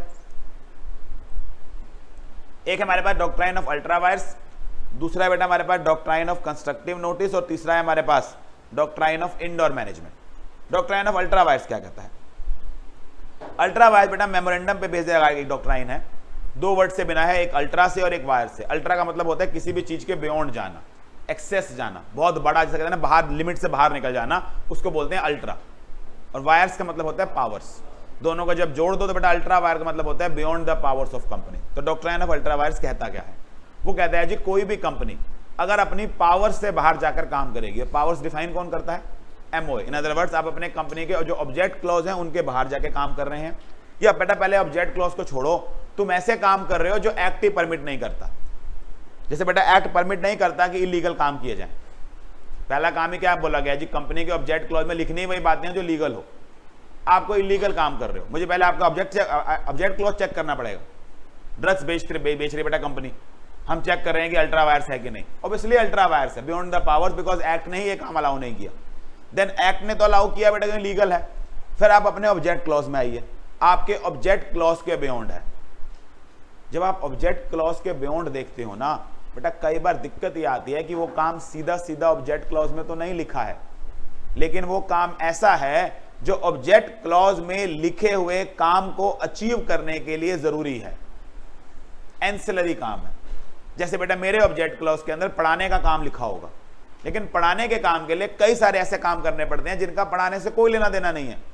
बेटा मैं लक्कड़ खरीद के लाया, मैं सरिया खरीद के लाया और यहां बैठ के अपने बेंच बनवा रहा हूं, क्या लक्कड़ खरीदना मेरे ऑब्जेक्ट क्लॉज में लिखा हुआ है? नहीं। लेकिन क्या आपको समझ आ रहा है, क्या मैं उसको रिलेट कर पा रहा हूं अपने पढ़ाने वाले काम से? यस, बिल्कुल कर पा रहा हूं। तो आप समझेंगे अल्ट्रा वायर्स के लिए ना आपके ऑब्जेक्ट क्लॉज को इस तरह से पढ़ा जाता है कि ऑब्जेक्ट क्लॉज के अचीवमेंट के लिए या उसके एंसिलरी काम के लिए अगर आप वो काम कर रहे हैं तो वो अल्ट्रा वायर नहीं है।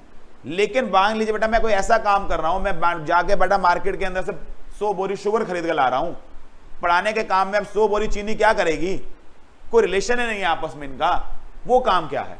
वो अल्ट्रा वायर्स है। तो अल्ट्रा वायर्स ट्रांजिशन तब होती है बेटा जब वो 3 बातों से, 3 चीजों से बियॉन्ड हो जाती है। या तो एक्ट के बियॉन्ड है, बात ही खत्म, ऑब्जेक्ट क्लॉज के बियॉन्ड है, एंड साथ साथ जो ऑब्जेक्ट क्लॉज के आसपास वाले एंसिलरी काम है उससे भी क्या है, बाहर है, तो हम मानेंगे वो ट्रांजैक्शन क्या है, अल्ट्रा वायर्स। देखिए बेटा मतलब क्या लिखा हुआ, अल्ट्रा मींस बियॉन्ड और in excess of, and wire means powers. Thus, ultra wire means an act or transaction beyond or in excess of powers of the company. An act or transaction shall be ultra wires if कब it is not permitted or authorized by the Company Act 2013.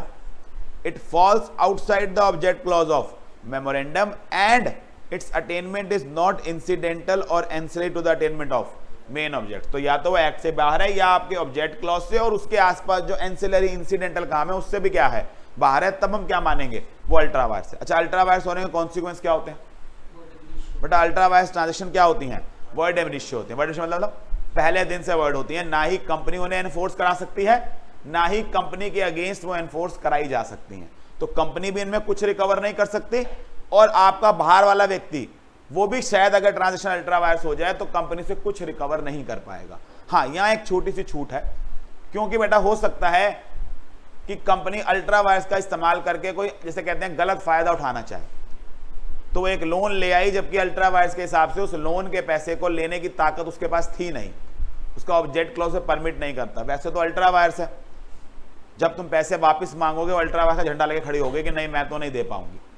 आप court चले गए, आपने कहा जनाब ठीक है मेरी गलती है, लेकिन इस गलती का ये भुगतान होगा कि आप मेरे ये कंपनी मेरे पैसे खा जाएगी, मुझे मेरे पैसे वापस दिला दो, ब्याज मत दिलाओ। समझ आता है? कम से कम इतना तो इंसाफ करो कि ठीक है अगर मेरी गलती है तो कंपनी की भी तो गलती है। तो ये क्या मतलब हुआ कि कंपनी लोन लेके आ गई, अल्ट्रा वायर्स से तो मैं रिकवर नहीं कर पाऊंगा, तो मैंने कहा फिर पैसे तो खा गए ना मेरे, ये तो सही है। अल्ट्रा वायर्स का बहाना दिखा के क्या कर गए? अगर मुझे नुकसान हो रहा है तो फिर इनको भी तो नुकसान होना चाहिए ना। ये क्या बात हुई कि मेरे, आप इसको बोलते हैं अनजस्ट एनरिचमेंट, आप इन्हें क्यों फायदा पहुंचा रहे हो? तो यहां बेटा कोर्ट ना बेटा थोड़ी सी लीनियंट व्यू ले लेते हैं, वो जस्टिस के ग्राउंड के ऊपर ये कहते हैं कि अगर अल्ट्रा वायर्स में कोई सामान आप लेके आए हो और वो सामान कंपनी के हाथ में ट्रेस किया जा सकता है, यानी कि आज भी वो पैसा कंपनी के पास पड़ा है या कंपनी ने कुछ ऐसे जगह खर्च किया है जहां उसकी आइडेंटिटी लॉस्ट नहीं हुई है, ऐसे केसेस के अंदर आपको वो पैसा उस फॉर्म में वापस दिला देंगे। जैसे आपके पेपर में क्वेश्चन आया कि एक कंपनी ने लोन लिया अल्ट्रा वायर्स में और उससे आगे अपने किसी क्रेडिटर को पे कर दिया, अब पैसा तो उसके हाथ में नहीं है, लेकिन क्या आपको यह पैसा दिलवाया जा सकता है? यस, ये कहकर कि आज से आप जिसने लोन दिया उनको हम उस पोजीशन में खड़ा कर देंगे जहां पर वो क्रेडिटर था जिसे पे किया गया। तो पहले कंपनी ने पैसे किसको देने थे? उस वाले क्रेडिटर को। अब वो आप जाके कहां खड़े हो गए? उस जगह पे, तो आप किसको दे देगी? आपको दे देगी। तो आपको समझ आ रहा है, ऐसा तो है नहीं कंपनी पे कोई नया बोझ डाल रहे हैं हम। पहले भी कंपनी ने 10 लाख रुपए देने थे, वो तुमसे लोन लाई और उसने 10 लाख वहां चिपका दिए। ट्रांजेक्शन क्योंकि अल्ट्रा वायर्स थी, आपके साथ इंसाफ के नाम पर क्या किया जा सकता है कि आपको उसकी जगह खड़ा कर दिया जाए और कंपनी को कहा जाए देख तूने 10 लाख देने थे ना, अब भी तूने क्या ही देने हैं? 10 लाख देने हैं, क्योंकि वो 10 लाख तो आपके हाथ में ट्रेस के, बाकी बेटा उसने वेस्टफुली खर्च कर दिए, कुछ ऐसा खर्चा कर दिया जिसके लिए कोई नया असेट जनरेट नहीं हो। कि ऐसे रेवेन्यू खर्चे भी होते हैं, ये बेटा एडवर्टीजमेंट पे खर्च कर दिया, मार्केटिंग पे खर्च कर दिया, क्या ऐसा पैसा रिकवर किया जा सकता है? ऐसा पैसा रिकवर नहीं किया, क्योंकि बेसिक रूल तो ये है बेटा आप कुछ भी रिकवर नहीं कर सकते। ये तो शुक्र मनाइए कोर्ट्स का कि वो इंसाफ की नजर से फिर भी कुछ पैसा दिलवा सकते हैं, अगर वो पैसा क्या हो, कंपनी के हाथ में ट्रेस किया जा सकता हो। अदरवाइज अगर वॉइड ऑफ एबनिशन ट्रांजैक्शन में एंटर करोगे तो ना कंपनी आपके अगेंस्ट सूट फाइल करेगी, ना आप कंपनी के अगेंस्ट क्या करोगे? सूट फाइल करोगे। अच्छा, दूसरी बात, जब पता चला बेटा ट्रांजैक्शन अल्ट्रा वायर्स हो गई, तो क्या सारे मेंबर मिलकर उस ट्रांजैक्शन को बाद में अप्रूव कर सकते हैं? कि कंपनी एक अल्ट्रा वायर्स ट्रांजैक्शन कराई और बाद में सारे मेंबर कह रहे हैं चलो कोई बात नहीं हम अलाउ करते हैं? नहीं बेटा, ultra vires always remains an ultra vires. सारे मेंबर मिलकर भी उसको क्या नहीं कर पाएंगे? सब्सिक्वेंटली अप्रूव नहीं कर पाएंगे। इसको सब्सिक्वेंट अप्रूव करने को बोलते हैं, रेटिफाई नहीं कर पाएंगे। Number 3, injunction against company. Injunction क्या होता है? रोकना। कोई भी मेंबर कंपनी के अगेंस्ट इंजंक्शन फाइल कर सकता है। इंजंक्शन फाइल कर सकता है मतलब कोई भी मेंबर कंपनी के अगेंस्ट जाकर कह सकता है देखो तुम बाउंड हो ना मेरे प्रति एमओए फॉलो करने के लिए, मैं तुम्हें रोक रहा हूं, ये काम अल्ट्रा वायर्स है।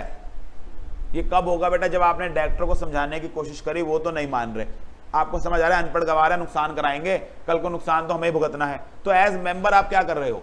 आप कोर्ट जा रहे हो और कोर्ट से ऑर्डर लेके आ रहे हो कि ट्रांजैक्शन अल्ट्रा वायर्स है, कंपनी को रोकिए इस ट्रांजैक्शन में एंटर करने के लिए। सिर्फ कौन कर पाएगा? मेंबर कर पाएगा। अच्छा बेटा, जैसे वो अनपढ़ वैसे आप भी अनपढ़, ट्रांजैक्शन क्या कर दी? कर डाली, और बाद में पता चला ट्रांजैक्शन क्या है? अल्ट्रा वायर्स है, वॉइड है। अब आप डायरेक्टर्स को पर्सनली लायबल ठहरा सकते हो कि चलो हम तो अनपढ़ ही हैं, हम तो मेंबर हैं, हमारा क्या है? तुम तो हो कौन?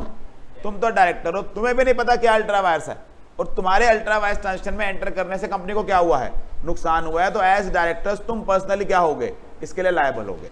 तो 4 बातें बेटा, ट्रांजैक्शन वॉइड एब इनिशियो हो जाती है, कोई सब्सिक्वेंट अप्रूवल, कोई रेटिफिकेशन नहीं मिल सकता, कंपनी को कोई भी मेंबर कोर्ट से ऑर्डर ला सकता है, इंजंक्शन ला सकता है कंपनी को रोकने के लिए कि अल्ट्रा वायर्स में मत घुसो।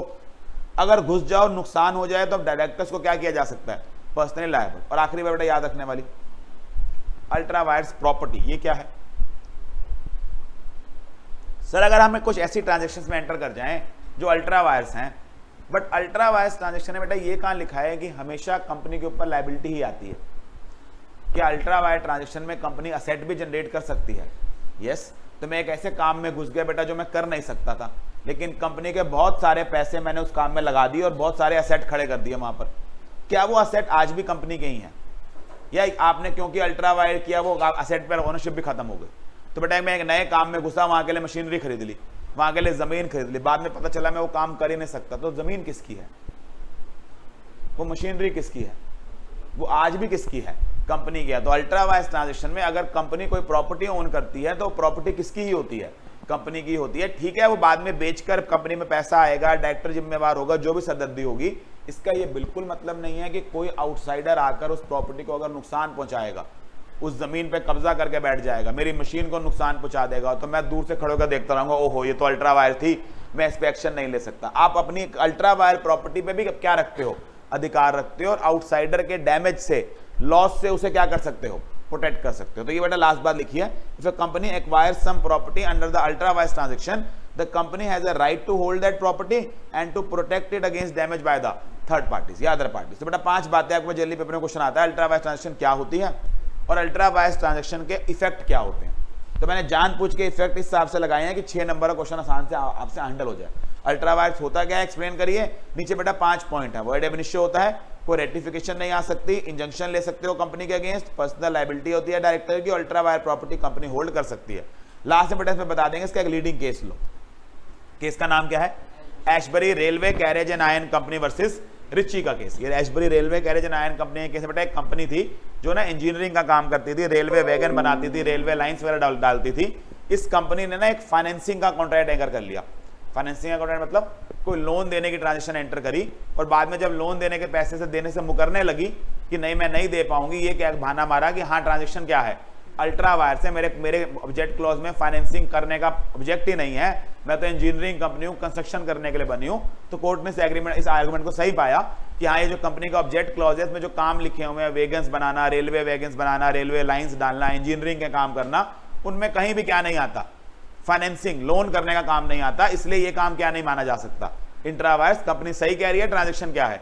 अल्ट्रा वायर से, और ये आउटसाइडर व्यक्ति कंपनी को बाउंड नहीं कर सकता कि कंपनी इस तरह की ट्रांजेक्शन करे, बिकॉज कंपनी ने नो डाउट कॉन्ट्रैक्ट किया है, लेकिन आज वो पीछे हट सकती है क्योंकि ट्रांजेक्शन क्या है? Ultra vires transaction. तो आपको केस लॉ में से सिर्फ नाम ही मेंशन करना होता है, कहानी नहीं बतानी होती, लेकिन मैंने कहानी आपको हल्का सा आइडिया दे दी। तो Ashbury railway carriage and iron company versus Riche का केस है। आप जब ये डॉक्ट्राइन यहाँ बताओगे ना तो इसके ऊपर बता देना कि ट्रांजेक्शन अल्ट्रा वायर्स कब होती है, 3 बातें लिख के इसके नीचे लिख दो, same has been laid down by the court in Ashbury railway carriage company versus Riche. तो आपको एक केस का नाम भी साथ में चला जाता है और साथ में आप अपने इफेक्ट बता देंगे। ये हो गया बेटा अल्ट्रा वायर्स की कहानी। Last 2 doctrine. एक हमारे पास आता है बेटा डॉक्ट्राइन ऑफ कंस्ट्रक्टिव नोटिस, दूसरा आता है हमारे पास डॉक्ट्राइन ऑफ इंडोर मैनेजमेंट। जो डॉक्ट्राइन ऑफ कंस्ट्रक्टिव नोटिस है बेटा, ये डॉक्ट्राइन ऑफ कंस्ट्रक्टिव नोटिस एक ऐसा डॉक्ट्राइन है जो कि बेसिकली कंपनी के फेवर में बनाया गया है। बेसिकली बेटा ये अल्ट्रा वायर्स को ना जान देने वाला, जैसे कहते हैं ना टीथ देने वाला एक्चुअल में डॉक्ट्राइन है। अगर ये ना होता ना तो अल्ट्रा वायर्स सिर्फ कागजी बन के रह जाता, कभी अपना इफेक्ट दिखाई ना पाता। कंस्ट्रक्टिव नोटिस कहता क्या है? कंस्ट्रक्टिव नोटिस ये कहता है जी कोई भी व्यक्ति अगर कंपनी के साथ डील कर रहा है, भले ही वो कंपनी का मेंबर हो या भले ही वो कंपनी के साथ कोई आउटसाइडर हो, हम ये प्रिज्यूम करेंगे कि उसने कंपनी का एमओए पढ़ा है, कंपनी का एओए पढ़ा है, और ना केवल पढ़ा है, सही ढंग से उसको समझ लिया है। और इससे कॉन्सिक्वेंस क्या आता है? जब बेटा कंपनी आपके अगेंस्ट अल्ट्रा वायर्स का आर्ग्यूमेंट उठाती है ना कि ये काम मैं नहीं कर सकती थी, आप कंपनी के सामने ये आर्ग्यूमेंट नहीं उठा सकते कि मुझे नहीं पता था ये अल्ट्रा वायर्स है। तो जो आपका वो डिफेंस था ना कोर्ट के अंदर कि आप जाके भोले बन जाते थे कि मुझे नहीं पता जी अल्ट्रा वायर्स है, प्लीज मेरे पे रहम करो, ये वाला डिफेंस आपसे छीन लिया गया है। तो कंस्ट्रक्टिव नोटिस ने बेटा आपके सर, जैसे कहते हैं ना, मुसीबत थोप दी है कि तुम पढ़ो या ना पढ़ो, हम मानेंगे तुमने पढ़ा था। और जब हम मान ही रहे हैं तुम्हें पढ़ा था, तो इसका मतलब आप पे एक ड्यूटी आ गई फिर कि जब भी किसी कंपनी से डील करो उसका एमओए प्लीज पढ़ लो, उसका एओए पढ़ लो, क्योंकि कल को अगर ट्रांजैक्शन एमओए के बाहर निकली अल्ट्रा वायर्स हो जाएगी और आप कोर्ट के आगे ये डिफेंस नहीं उठा पाओगे कि हमने क्या नहीं पढ़ा था, एमओए नहीं पढ़ा था। अब बेटा ये डॉक्ट्राइन किसके फेवर में काम कर रहा है?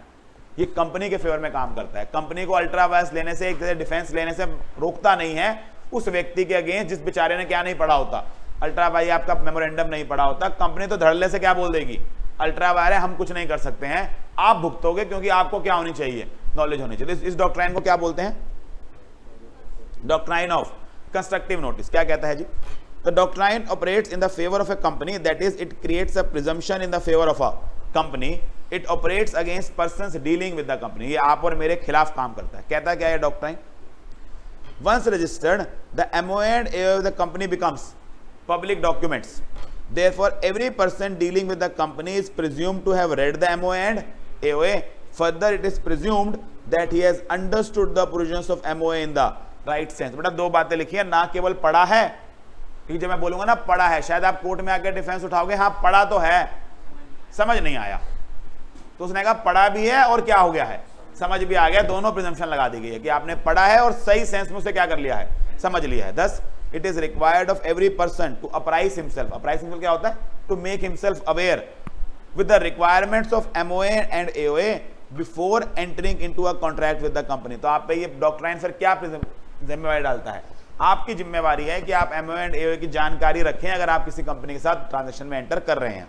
The doctrine prevents any person dealing with the company from alleging, यानी कि कोर्ट में आर्गुमेंट नहीं उठा सकते, that he did not know the provisions contained in the MOA and AOA। तो बेटा इसके अंदर एक लैंडमार्क केस है हमारे पास, कोटला वेंकट स्वामी वर्सेस सी रामामूर्ति। मोटा मोटा कहानी है बेटा, इसमें कंपनी ने ना एक मॉर्गेज डीड साइन करी थी, गिरवी रखी थी अपनी प्रॉपर्टी, और इनके आर्टिकल के हिसाब से इसके अंदर 2 डायरेक्टर प्लस एक मैनेजिंग डायरेक्टर, एक वर्किंग डायरेक्टर, इनके साइन होने चाहिए थे। इनमें से एक व्यक्ति का साइन उस पर नहीं था, और बैंक ने फिर भी मॉर्गेज डीड क्या कर ली, एक्सेप्ट कर ली। कल को जब उस डीड को, इस गिरवी वाली डीड को यूज करने का टाइम आया और बैंक ने कहा प्रॉपर्टी बिकवा के दो, कंपनी ने देने से मना कर दिया, ये कहकर कि इस पे हमारे वर्किंग डायरेक्टर के तो साइन ही नहीं है, तो ये डीड वैलिड नहीं है। और बैंक कोर्ट में जाके कह रहा है जी हमें पता नहीं था कि वर्किंग डायरेक्टर के साइन करवाने होते हैं, और ये बात कहाँ लिखी हुई थी, आर्टिकल में लिखी हुई थी। तो कोर्ट ने साफ साफ कह दिया नहीं भाई, डॉक्ट्राइन ऑफ कंस्ट्रक्टिव नोटिस, तुम्हें पता होना चाहिए था कि कंपनी के आर्टिकल में बात लिखी हुई है, तुमने ऐसी मॉर्गेज डीड क्यों पकड़ी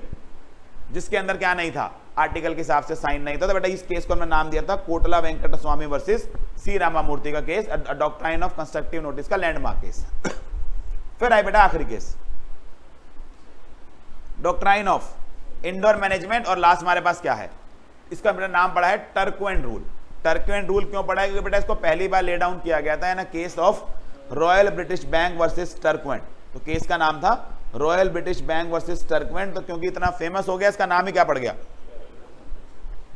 टर्कवेंट रूल। जनरली बेटा कोर्ट्स में ऐसा कॉमन होता है, जब किसी लैंडमार्क केस में पहली बार कोई जजमेंट ले डाउन की जाती है ना, जो जजमेंट, जो केस का नाम होता है ना, बार बार पूरा नाम लेने के बजाय ना उसको फलाना रूल बोलना शुरू कर देते हैं।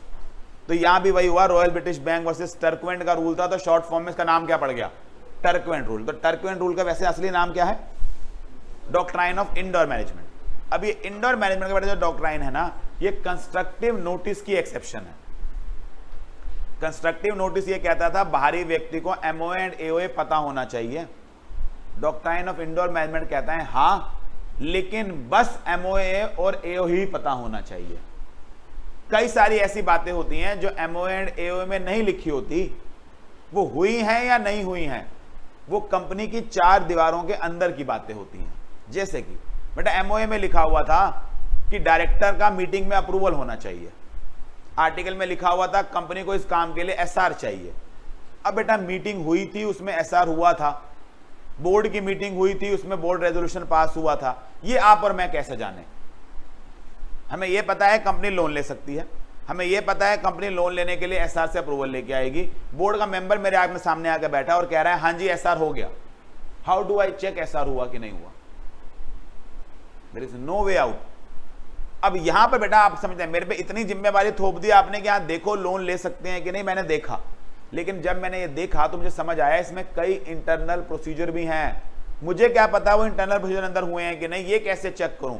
और यहां बेटा आपके फेवर में प्रिजम्पशन आ गई, तो वो प्रिजम्पशन आपके अगेंस्ट काम करती थी, ये प्रिजम्पशन क्या करती है, आपके फेवर में काम करती है। इन बेटा कंस्ट्रक्टिव नोटिस की जो एक तरह से इफेक्ट है ना, उसको थोड़ा सा छोटा करती है, उसको सिर्फ सीमित करती है कहां तक, MOA एंड AOA तक। और ये कहती है जी कई भी अगर इंटरनल प्रोसीडिंग्स में गड़बड़ मिली, कोई अप्रूवल जो चाहिए था नहीं मिला जी, जिस मीटिंग में अप्रूवल हो रहा था वो मीटिंग ही इनवैलिड थी, ढंग से बुलाई नहीं गई थी, जो अप्रूवल दे रहा था उसने शायद उसको पूरी बात नहीं बताई गई थी। मैंने कहा ये तुम्हारे अंदर के मसले हैं, हम नहीं चेक कर सकते, और एक आउटसाइडर मानेगा कि जो इंटरनल प्रोसीडिंग्स हैं वो सब रेगुलर हैं। तो आप बेटा कंपनी भुगतेगी इस बात को कि उसके जो डायरेक्टर हैं वो बाहर जाके झूठ बोला है कि अप्रूवल हो गया, जबकि कंपनी में क्या नहीं हुआ था, अप्रूवल नहीं हुआ था। इसके लिए आप और मैं जिम्मेवारी नहीं उठाएंगे, इसके लिए कौन जिम्मेवारी उठाएगी, कंपनी। इसको बोलते हैं बेटा डॉक्ट्राइन ऑफ इंडोर मैनेजमेंट। तो एक कंस्ट्रक्टिव नोटिस की क्या है, एक्सेप्शन है, ये आपके और मेरे फेवर में काम करती है, हमें इस जिम्मेवारी से मुक्त करती है कि इंटरनल प्रोसीडिंग्स के बारे में जानो। और किसके अगेंस्ट काम करती है, कंपनी के अगेंस्ट। कंपनी के अगेंस्ट कैसे काम करती है, वो अपने ऑफिसर के, डायरेक्टर्स के उन कामों के लिए भी जिम्मेवारी उठाने पड़ जाती है कंपनियों को, जो शायद वो ऑफिसर डायरेक्टर को क्या नहीं थी, परमिशन नहीं थी। लेकिन क्योंकि हमें नहीं पता इनको परमिशन नहीं थी, हम कैसे पता करें परमिशन थी कि नहीं थी। तो कोर्ट क्या कहते हैं, तुम मानो कि हाँ ये क्या हो गया है, इंटरनल प्रोसेस पूरा हो गया। हाँ एक बात मत मान लेना कि लोन लेने की ताकत ही नहीं थी और तुमने मान लिया लोन लेने की ताकत थी, क्योंकि ये बात तो बेटा कहां लिखी होगी, एमओए एंड एओ। तो एमओए और एओ की नॉलेज रखनी है, लेकिन किसकी नॉलेज नहीं रखनी है, इंटरनल प्रोसीडिंग्स की नॉलेज नहीं रखनी है। तो क्या लिखा है इन्होंने, this doctrine operates in the favour of outsiders, this doctrine creates a presumption in favour of outsiders, the doctrine of indoor management is an exception to the doctrine of constructive notice. क्या कहता है doctrine, देखें, as पर this doctrine the outsiders dealing with the company are not required to inquire into the internal management of the company. The outsiders dealing with the company are entitled to assume that as far as internal proceedings of the company are concerned, everything has been done regularly. क्या doctrine का effect क्या है, if a contract is entered into on the behalf of company by any director or officer of the company, it is enforceable against the company. Company को वो मानना पड़ेगा if the provisions contained in MOA and AOA have been complied with, even though while entering into such contract some internal irregularity has arisen of which the outsider was unaware. तो हमने कहा जी basically फिर इसका case का नाम क्या है इसके लिए, royal British Bank versus Turkmen. बेटा इस केस की कहानी क्या थी, इस केस की कहानी ऐसी थी कि कंपनी का आर्टिकल ये कहता था कि एक हद से ऊपर लोन लेने के लिए कंपनी के मेंबर का अप्रूवल लेना पड़ेगा, और उस हद से ऊपर का लोन लेने के लिए ही बोर्ड बेटा एक बैंक के पास पहुंच गया। बैंक ने एमओए पढ़ा, उस पर पूछा बोर्ड से कि क्या अप्रूवल मिल गया, बोर्ड ने कहा हाँ मिल गया, और बेटा बैंक ने लोन ले लिया। जब लोन वापस चुकाने का टाइम आया, कंपनी कह रही है नहीं नहीं उस दिन अप्रूवल नहीं मिला था, तो बोर्ड ये काम नहीं कर सकता था, तुमने चेक कैसे नहीं किया, तुमने चेक क्यों नहीं किया। और यहां बेटा पहली बार कोर्ट के अंदर जब ये अल्ट्रा वायर आपके अगेंस्ट कंस्ट्रक्टिव नोटिस थोपा जा रहा था, तो बैंक ने भी बोला ना बेटा सर हम भी कैसे चेक करें, एक डायरेक्टर हमारे सामने चल के आ रहा है, हम उसे क्या बोल रहे हैं, तू झूठ बोल रहा है, चल के दिखा, कैसे दिखाएगा वो हमें, ये तो बात माननी ही पड़ेगी ना बेटा। यहां से जन्म हुआ किस डॉक्ट्राइन का, इंडोर मैनेजमेंट का। कोर्ट ने कहा नहीं इन्होंने अपना काम सही किया, इन्होंने एमओए किया, इन्होंने ये भी पूछा कि यहाँ डॉक्ट्राइन के हिसाब से कि आपको अप्रूवल मिला, यानी कि इन्होंने आर्टिकल पढ़ा था, लेकिन एक हद से ज्यादा भी क्या नहीं कर सकते थे, इंक्वायर नहीं कर सकते थे इंटरनल प्रोसीडिंग्स को लेकर। तो इनकी ये मानेंगे कि अंदर से क्या मिल गया होगा, अप्रूवल मिल गया होगा, ऐसे थोड़ा ना बोर्ड उठ के आया होगा हमारे पास। तो इसको बोला बेटा royal British Bank versus Turkmen का केस। हाँ एक बात ध्यान रखने वाली है बेटा, इंडोर मैनेजमेंट की ना 3 एक्सेप्शंस हैं। इंडोर मैनेजमेंट का पर्पस ये है कि एक इनोसेंट व्यक्ति है अगर, जिसको सच में नहीं पता कंपनी के अंदर इरेगुलरिटी है, और वो मान रहा है कि डायरेक्टर ऑफिसर सही बोल रहा होगा, तो माने। लेकिन बेटा आपका इनोसेंट होना बहुत जरूरी है। अगर आपको सच में पता था कि अप्रूवल नहीं मिला और आप ये मान के बैठे हो कि नहीं मिला तो नहीं मिला, क्या फर्क पड़ता है, मैं प्रिज्यूम कर लेता हूं मिला है। मैंने कहा यहां तुम्हें इनोसेंट वाली फीलिंग नहीं आ रही, तुम इंडोर मैनेजमेंट का ना मिस यूज कर रहे हो। तुम्हें समझ आ रहा है कि कानून तुम्हें प्रिजम्पशन देने की बात कर रहा है, तो तुम जानबूझकर ये देखते हुए कि इन अप्रूवल नहीं मिला है, उसमें बोर्ड ने बोला कि नहीं नहीं अप्रूवल अभी नहीं मिला है, आपको पता चल गया कि अभी अंदर अप्रूवल नहीं हुआ है, फिर भी आपने कहा कि मुझे क्या फर्क पड़ता है, मैं तो क्या फॉलो कर लूंगा इंडोर मैनेजमेंट। कोर्ट कहता है ऐसी जगह मदद नहीं करूंगा। तो बेटा 3 केस बनाए गए इसको। पहला केस क्या बनाया गया,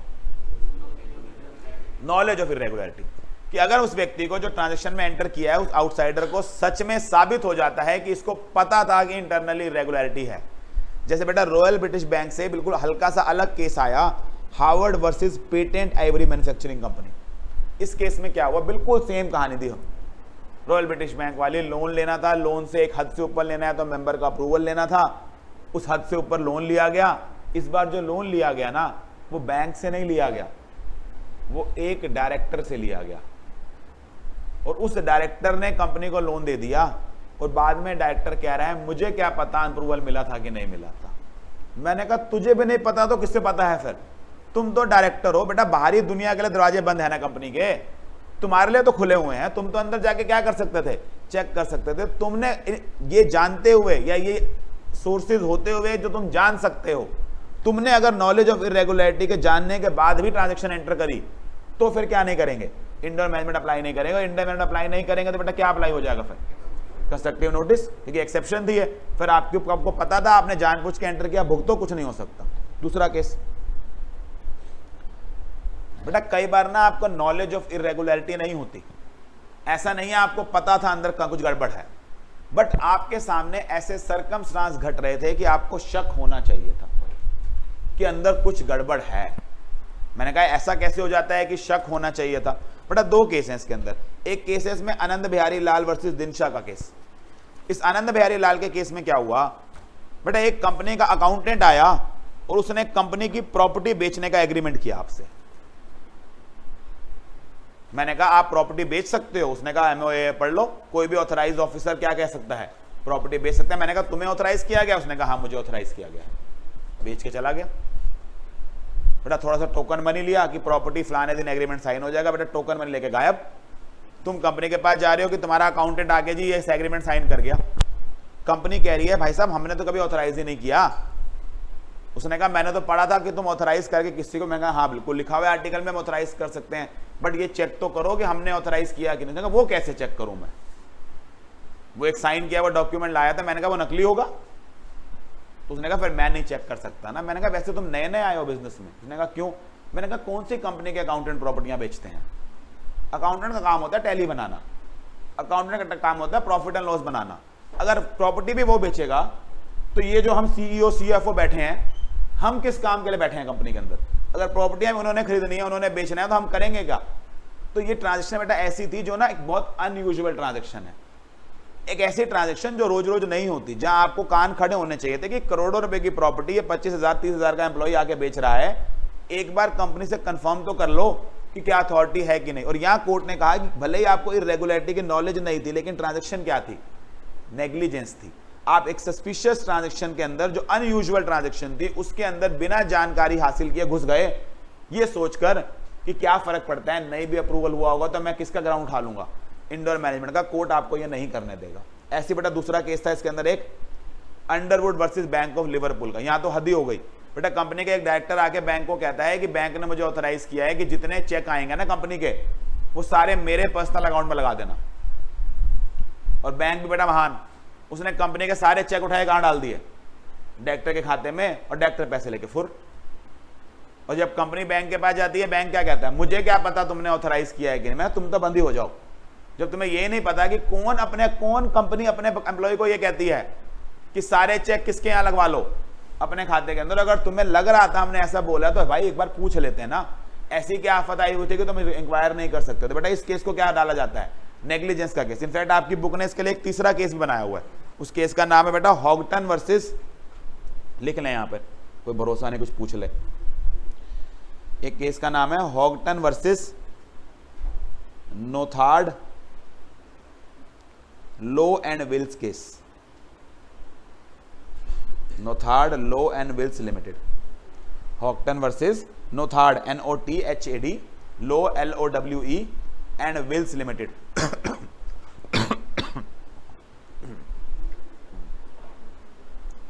हॉगटन versus Nothard Lowe and Wills limited. क्या केस है ये बेटा, इस केस में क्या हुआ, एक पर्सन था, वो ना दो कंपनियों का डायरेक्टर था, होते हैं अक्सर लोग एक कंपनी में डायरेक्टर, और उसने एक कंपनी का लोन चुकाने के लिए दूसरी कंपनी के खाते से चेक दे दिया, और सामने वाले पागल ने ले भी लिया। और जब चेक वापस पे होने का टाइम आया, जब कैश होने का टाइम आया, बेटा कंपनी ने कैश करने से क्या कर दिया, मना कर दिया। मैंने कहा तुम्हारा डायरेक्टर दे के गया है। मैंने कहा क्यों दे के गया है, कहीं पूछा, उसने कहा उसने दूसरी कंपनी का लोन चुकाना था।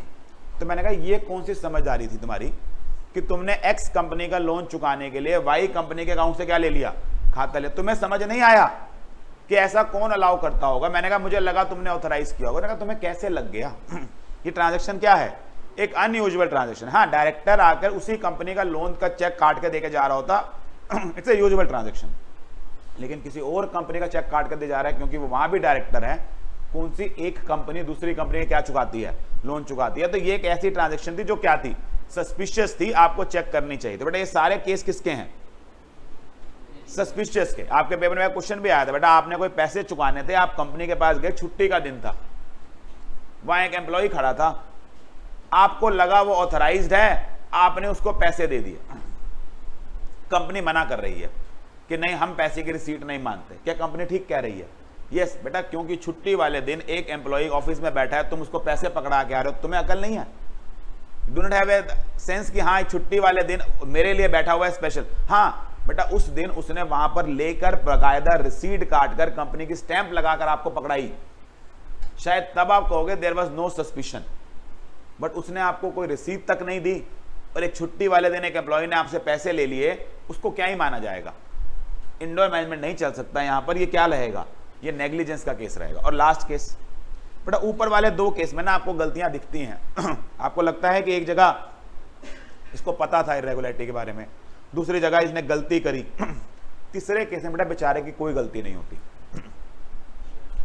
फोर्जरी केस है बेटा, इसके अंदर Ruben versus Great Fingall consultant company, landmark case है।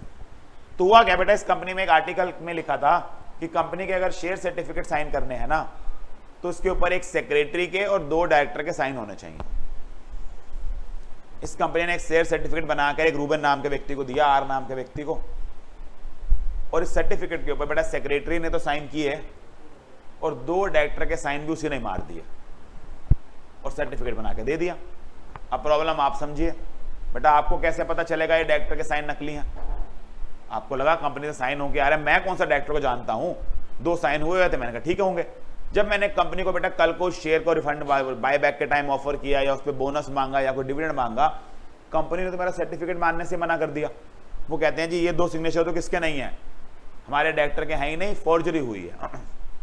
तो बेटा मैंने वही ग्राउंड उठाया जो उठाना चाहिए था कि मुझे क्या पता फोर्जरी हुई है। मैंने तो बस इतना पढ़ा था तुम्हारे आर्टिकल में कि 2 डायरेक्टर के और 1 सेक्रेटरी का साइन होना चाहिए। मैंने वो बात इंश्योर करी, 2-3 के साइन थे, मैं ले गया। हाउ डू आई नो कि अंदर बंद कमरे में वो 2 लोग बैठ के खुद साइन कर रहे हैं, या तुम्हारा एक व्यक्ति बैठ के उन दोनों के भी क्या कर देता है, साइन कर देता है। मेरी कोई गलती नहीं है, ना इसमें कोई सस्पिशन था। बेटा बात बिल्कुल ठीक है, ना गलती है ना सस्पिशन है। फिर भी कोर्ट कहता है कि अगर मैं इसमें इंडोर मैनेजमेंट लगा दूं तो कायदे से मैं उस सर्टिफिकेट को क्या मानूंगा, वैलिड मानूंगा। और वैलिड मान के मैंने फोर्जरी को क्या कर दिया, अपहोल्ड कर दिया। फोर्जरी बेटा एक कानूनन जुर्म है। 2 डायरेक्टरों के साइन जिन्होंने किए ही नहीं, कोर्ट कह रहा है कोई बात नहीं कोई बात नहीं, मान लो तुमने किए। वो कह रहा है फिर मान लो तुमने किए तो हमारे साइन का मतलब क्या रहेगा लाइफ के अंदर? तो अब प्रॉब्लम क्या बेटा, वो भी सही है, बाहर वाला व्यक्ति भी सही है, लेकिन कोर्ट ने फोर्जरी को क्या डाल दिया, एक्सेप्शन में डाल दिया कि एक फोर्जरी ऐसा केस है कि अगर अंदर फोर्जरी हुई है और आपको पता भी नहीं था तो भी आपको फोर्जरी को क्या करना पड़ता है, भुगतना पड़ता है। आपका शेयर सर्टिफिकेट क्या नहीं माना जाएगा, वैलिड सर्टिफिकेट नहीं माना जाएगा। केस का नाम था बेटा रूबेन वर्सेस ग्रेट फिंगॉल। तो डॉक्ट्राइन ऑफ इंडियन मैनेजमेंट बेटा करना क्या कुछ है? पहली बात ये कंस्ट्रक्टिव नोटिस की एक्सेप्शन है, ये बात कवर करनी है। डॉक्ट्राइन का मतलब क्या होता है, कहां इस्तेमाल होता है, कोर्ट का केस अगर आपसे पूछे तो बताने हैं डॉक्ट्राइन ऑफ इंडियन मैनेजमेंट के क्या होते हैं। 3 एक्सेप्शन होते हैं, नॉलेज ऑफ इरेगुलरिटी, नेग्लिजेंस और लास्ट में हमारे पास क्या आता है, फोर्जरी का केस। अच्छा कई बार क्वेश्चन आता है डॉक्ट्राइन ऑफ कंस्ट्रक्टिव नोटिस क्या होता है, उसकी एक्सेप्शंस क्या है, क्या बताओगे? कंस्ट्रक्टिव नोटिस बताना है और उसकी एक्सेप्शन में क्या लिखना है, इंडोर मैनेजमेंट। इंडोर मैनेजमेंट की एक्सेप्शन बतानी है? नहीं, वो नहीं बतानी है, सिर्फ क्या बताना है, कंस्ट्रक्टिव नोटिस और क्या बता दो इसकी एक्सेप्शन है इंडोर। अगर वो आपसे पूछे इंडोर मैनेजमेंट क्या होता है, उसकी एक्सेप्शन बताओ, तो अलग से क्या बतानी है, फिर इंडोर मैनेजमेंट की एक्सेप्शन बतानी है। ठीक है जी, चलिए बेटा हमारे 5वां टॉपिक भी कंप्लीट। तो इसका हमारा कंपनी एक्ट पूरा का पूरा कंप्लीट होता है। एक काम किया था हमने लास्ट क्लास के अंदर, हमने बेटा एक केस लॉ की लिस्ट बनाई थी, वहां मैंने आपको 8 केस लॉ लिखवाए थे। आगे के बेटा 9 से आगे केस लॉ लिख लीजिए। 8 केस लॉ मैंने आपको नोट डाउन करवा दिए थे, 9th केस लॉ से लिख लीजिए। नाइन्थ हमारे पास है LA versus positive Government Security Life assurance company, section 10 का केस था। Company is not bound to outsiders. Ninth case हमारे पास LA versus positive Government Security Life assurance company, section 10, company is not bound to outsiders. Positive Government Security Life assurance company.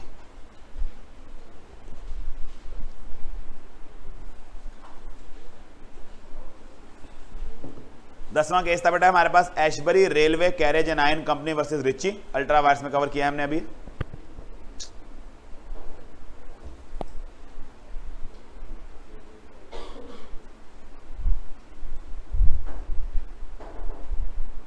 Ashbery railway carriage and Iron manufacturing carriage and Iron company versus Riche, ये case हमने cover किया ultra vires में भी।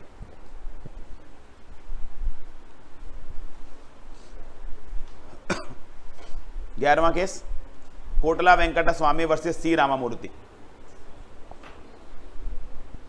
Case of constructive notice, doctrine of constructive notice, case law का नाम देना है इसमें। ये कोटला वेंकटा स्वामी वर्सेस सी रामामूर्ति का case, Kotla Venkata Swami versus C Ramamurthy.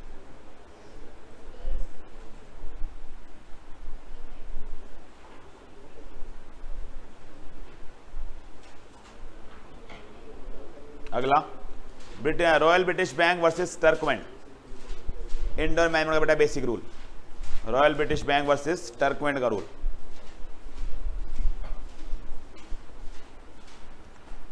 Royal British Bank versus Turquand indoor management. Then बेटा इसकी एक्सेप्शंस थी। एक हमारे पास Harvard versus Patent every manufacturing company, knowledge of irregularity, Harvard versus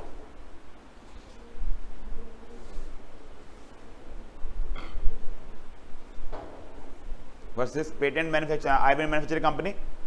negligence के बेटा Anand Bihari Lal versus Dinshaw, Underwood versus bank of Liverpool. In fact एक case इसमें और डाल लीजिए यहां पे जो मैंने अभी आपको लिखवाया, हॉगटन वर्सेस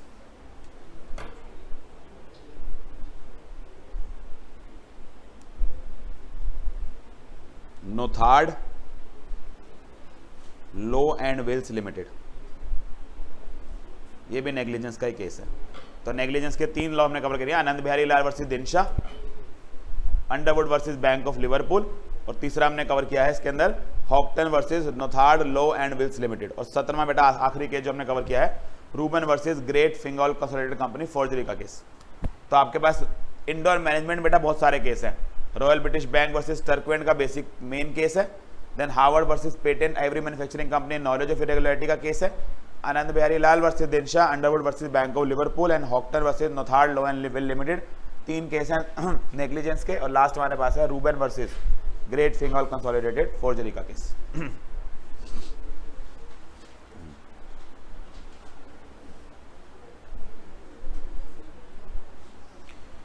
ठीक है बेटा, इसके बाद कंपनी एड कंप्लीट। चलिए आज यहीं तक करेंगे, बाकी नेक्स्ट क्लास में।